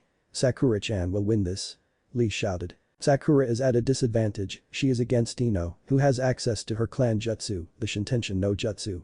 If she finds some way to trap her, she is done, but on the bright side, Sakura is quick and she can think on her feet almost as fast as you, Naruto. Kakashi said logically. 10 minutes later, the two of them were still going at it and Ino shouted, "There is no way you could be even with me." Sakura retorted hotly, "Heh, of course. How could I be even someone who worries about growing their hair and looking pretty? You better stop disrespecting me, idiot. Letting that trash talk get to you, I don't know what she's gonna do." Shikamaru chided. "I don't like that," Ino Choji commented fearfully. Ino took her kunai and cut off her ponytail, while Sakura chuckled, so simple." The Yamanaka casted her hair to the floor and said, "I don't need this. I am going to end this right now, I will make you say give up from your very own mouth." That hand sign. Shikamaru stared at Ino in disbelief. Choji said, "It can't be. I can sympathize with your desperation, but that is useless." Sakura said. "Ah, we will see about that," Ino replied. Shintention no Jutsu, a jutsu known only to the Yamanaka clan. By using your spiritual energy and projecting at an opponent, you can take control over their body for a few minutes, but the downside is that spiritual projection moves at a slow pace, and if you miss, your body will be an inanimate doll for a few minutes, leaving you vulnerable. So what? We won't know until we try. Suddenly there was silence in the air, and Sakura moved to the side while Ino shouted, "Ninpu. Shintention no Jutsu." Both bodies stopped and their heads hung in the air as Shikamaru asked himself, "Which one?" Too bad, Ino." Sakura said, then the girl tried to move, but she looked down to see that she was caught in Ino's hair. "You fell for it, Sakura. It was all an act. This is a special rope using my hair and chakra. Now since you can't move at the moment, I will be ending this duel. Ninpu. Shintention no Jutsu." This time, Sakura's psyche was suppressed by Ino's own, and Ino Sakura raised her hand as she said, her Ino Sakura, would like to." Naruto suddenly shouted, "Sakura, remember what I taught you." Ino looked at Naruto as she thought, he is so annoying. If you lose to that woman, we won't be able to defeat that man, and you will never gain Sasuke's respect as a woman. Naruto shouted and Sasuke said, "Come on, Sakura. What is he smiling about? It is all useless," Ino thought, and then she felt a shiver run down her spine. What? The sensation. Geez, Naruto is so loud, but he is right, I can't lose here, there is too much at stake here. What? Sakura, no way, Ino Sakura thought as she clutched at her head. Hayate asked, "Hey, what's the matter? Do you want to forfeit or not?" Sakura took control as she shouted, "Like hell I'll forfeit." The proctor thought, which one is in control now? Ino thought, no way, my jutsu failed. Then the inner Sakura grabbed Ino and began to squeeze her. "Ino, if you don't get the hell out of my body, I swear to Kami you will be sorry." Shikamaru then said, What is wrong with Ino?" Ino released the jutsu, and the two opponents reanimated, breathing hard. "You have two minds, what are you?" Ino asked. Her rival replied, "Don't you know, women have to be tough to survive or they will not making out in the real world." Soon the two got up once again for one last hit as they charged at each other, thinking, this is the end. At the last minute, Sakura ducked under Ino's punch and gave her a flying uppercut to the chin, causing the Yamanaka to fall to the floor, unconscious. Hayate waited for a moment for the blonde to get up and declared, "Winner. Sakura Haruno. Looks like even Sakura has gotten a little stronger as well. Many things have happened, but I am glad that I entered them in the chunin exams," Kakashi thought to himself. The board flashed to reveal the new fighters, who were Tenten and Temari. The Konoha girl smirked with confidence to be in the finals, and she walked down the stairs to face Temari, who was wearing a confident smirk of her own on her face. "Are the contestants ready?" Lee shouted, "Good luck, Tenten." Niji murmured, now the second member of the Sand team, "This could be interesting." Both of the Kunoichis nodded in confirmation, and Hayate chopped down his hand, "Now match 5. Tenten vs Ibaku no Temari begin." Tenten and Temari both jumped back to get some distance between each other. The weapon's mistress threw kunai at the wind mistress, but Temari gathered wind-natured chakra to block the kunai away from her. Tenten said, "What?" But that attack was right on target. Naruto thought, she is using wind manipulation, bad matchup for Tenten. She has absolutely no chance in winning unless she has a fire jutsu. Since Guy never utilizes ninjutsu in respectively, Tenten will lose this one. Temari unclasped her fan and opened it up to reveal a purple moon on the fan. "This is the first moon, girl. When you see all three, the match will be over." Tenten gritted her teeth as she racked her brain. How is she doing that? She is not using any hand signs or nothing, but yet my attacks can get through. Tenten ran at Temari and threw kunai at all directions as she thought, this should work. But again the attack failed and Temari swung her fan to blow back Tenten and her weapons. "You are on the second moon, sister. Look, it's over, your weapons aren't effective against my style, which has been proven twice." Temari said. Tenten unclasped the two scrolls on her hips and Lee said quietly, "Tenten, you are not thinking of using that technique, aren't you?" Tenten thought, "I have no choice, this move should be able to pierce that wind defense of hers. I can't lose here, there is someone that I want to fight here." Tenten placed the two scrolls apart from each other and bit her thumb, drawing blood. "Well, like they always say, the third time is the charm. Sashoryu," she shouted. The two scrolls burst and twirled around Tenten, she flew up and levitated in the middle. She grabbed one of the scrolls in air and began to flip in around her until the scroll unfurled around her. Then she swiped her blood on the markings, making various weapons popped out in existence. Then Tenten threw the weapons one by one at Temari, who swung her fan to make the weapons blow off course and stab or fall on the ground around her. Tenten smirked and brought her hands back to her body, and to everyone's surprise, the weapons came back to her. Kakashi thought, very clever, she used wires to attack to the weapons. Clever girl that guy got. Temari said, "Sorry, today is not your day, you lose, princess." Temari swung her fan while shouting, "Ninpu. Kamitachi no Jutsu." The weapons were blown back once again and Tenten was trapped in a wind cyclone where she was slashed up by invisible blades of wind. Tenten fell to the ground and Temari let her fall onto her fan's blunt end. "No way," Lee whispered, and then Niji commented, "Tenten's weapon attacks were rendered useless." "How boring." Temari commented. "What is up with her?" Naruto asked, and Hiruzen thought, the genin from the sand are dangerous this year. Next, Temari smirked as Hei declared her the winner and she moved to throw Tenten away, but Lee moved to catch her. "Nice catch," Temari said, but Lee didn't reply as he set Tenten down gingerly and then he glared at Temari. "If you ever do that to another opponent again, I swear you will not be swinging that fan of yours once I am done ripping your arms apart." Temari visibly flinched as she thought, those eyes there are just like Gaara's. The sand girl scoffed and tried to play cool, but she slightly shivered as she felt those cold eyes on his back as she walked up the stairs. Naruto thought, whoa, Lee is pissed, that is a first. Then Hei had several ninjas take Tenten's scrolls to seal back her weapons into them, then the board flashed to reveal the next fighters, which were Shikamaru Nara and Kintsuchi. The lazy genius eyed, "Me, huh?" Soon the two opponents faced each other and Shikamaru commented, "Man, this sucks, plus it is tough fighting against a girl." Kin sneered as she said, "Then I will end it quickly." Shikamaru's blonde teammate cheered, "Don't lose, Shikamaru. She is sure cheerful," Choji thought as he looked at her. Shikamaru thought as he stared at Kin, "Well, this is quite a predicament. I have no idea what her abilities are, but on the bright side, she doesn't know mine and I only have one jutsu." Match 6. Shikamaru Nara vs Kintsuchi. Hei shouted, "You may begin." Shikamaru thought as he made the rat seal, "This is all I have, Kajime no jutsu." His shadow grew and shot toward Kin, who dodged it as she thought, whatever that jutsu does, I really don't want to know what he will do. Damn it, Kajime no jutsu. Kin thought, he did it again, which possibly means that it is the only jutsu in his arsenal. She declared, "You are a one-trick pony, aren't you? All I have to do is watch your shadow and I will have nothing to fear at all." She launched Senbon at Shikamaru, who ducked under them and heard a sound from behind.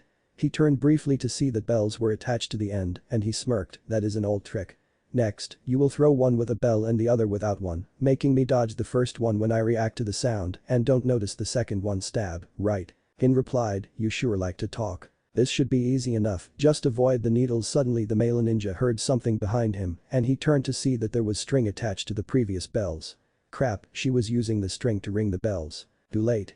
Kin shouted as she threw her designated throwing weapons and Shikamaru fell to the ground as he was struck by it. "If I dodge your shadow, there is nothing that you can do."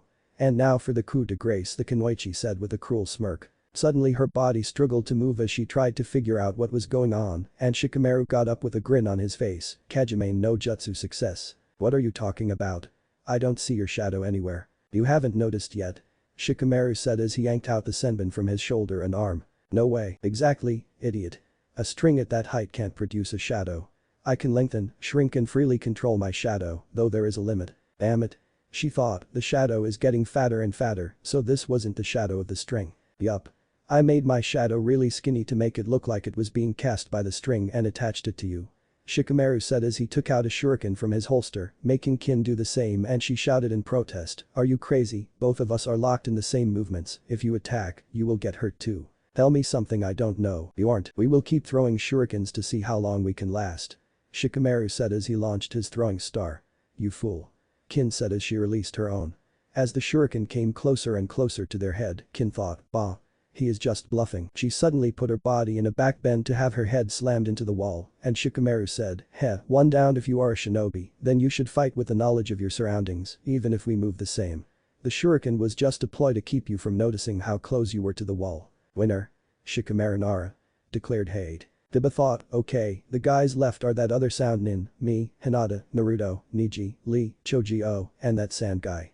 Please, but anyone but him. Niji glanced over at Hinata. "This year's rookies will be fun to fight against," Hayate said as the scoreboard flashed. Now the next match, it revealed the next two names, which were Naruto Uzumaki and Kiba Inuzuka. HMPH, my turn, eh? It is about time, Naruto stated as he walked down to the arena. Haha, lucky. We can definitely beat him, Akamaru. Kiba declared and his dog barked in agreement. Match 7. Naruto Uzumaki vs Kiba Inuzuka. What if Temari was fan of Naruto chunin exams? Thanks for watching my video till the end. If you enjoy this content, then do consider subscribing to my channel and leave a like if you guys need the next part, comment down, and thanks for watching the video and see you guys in the next video.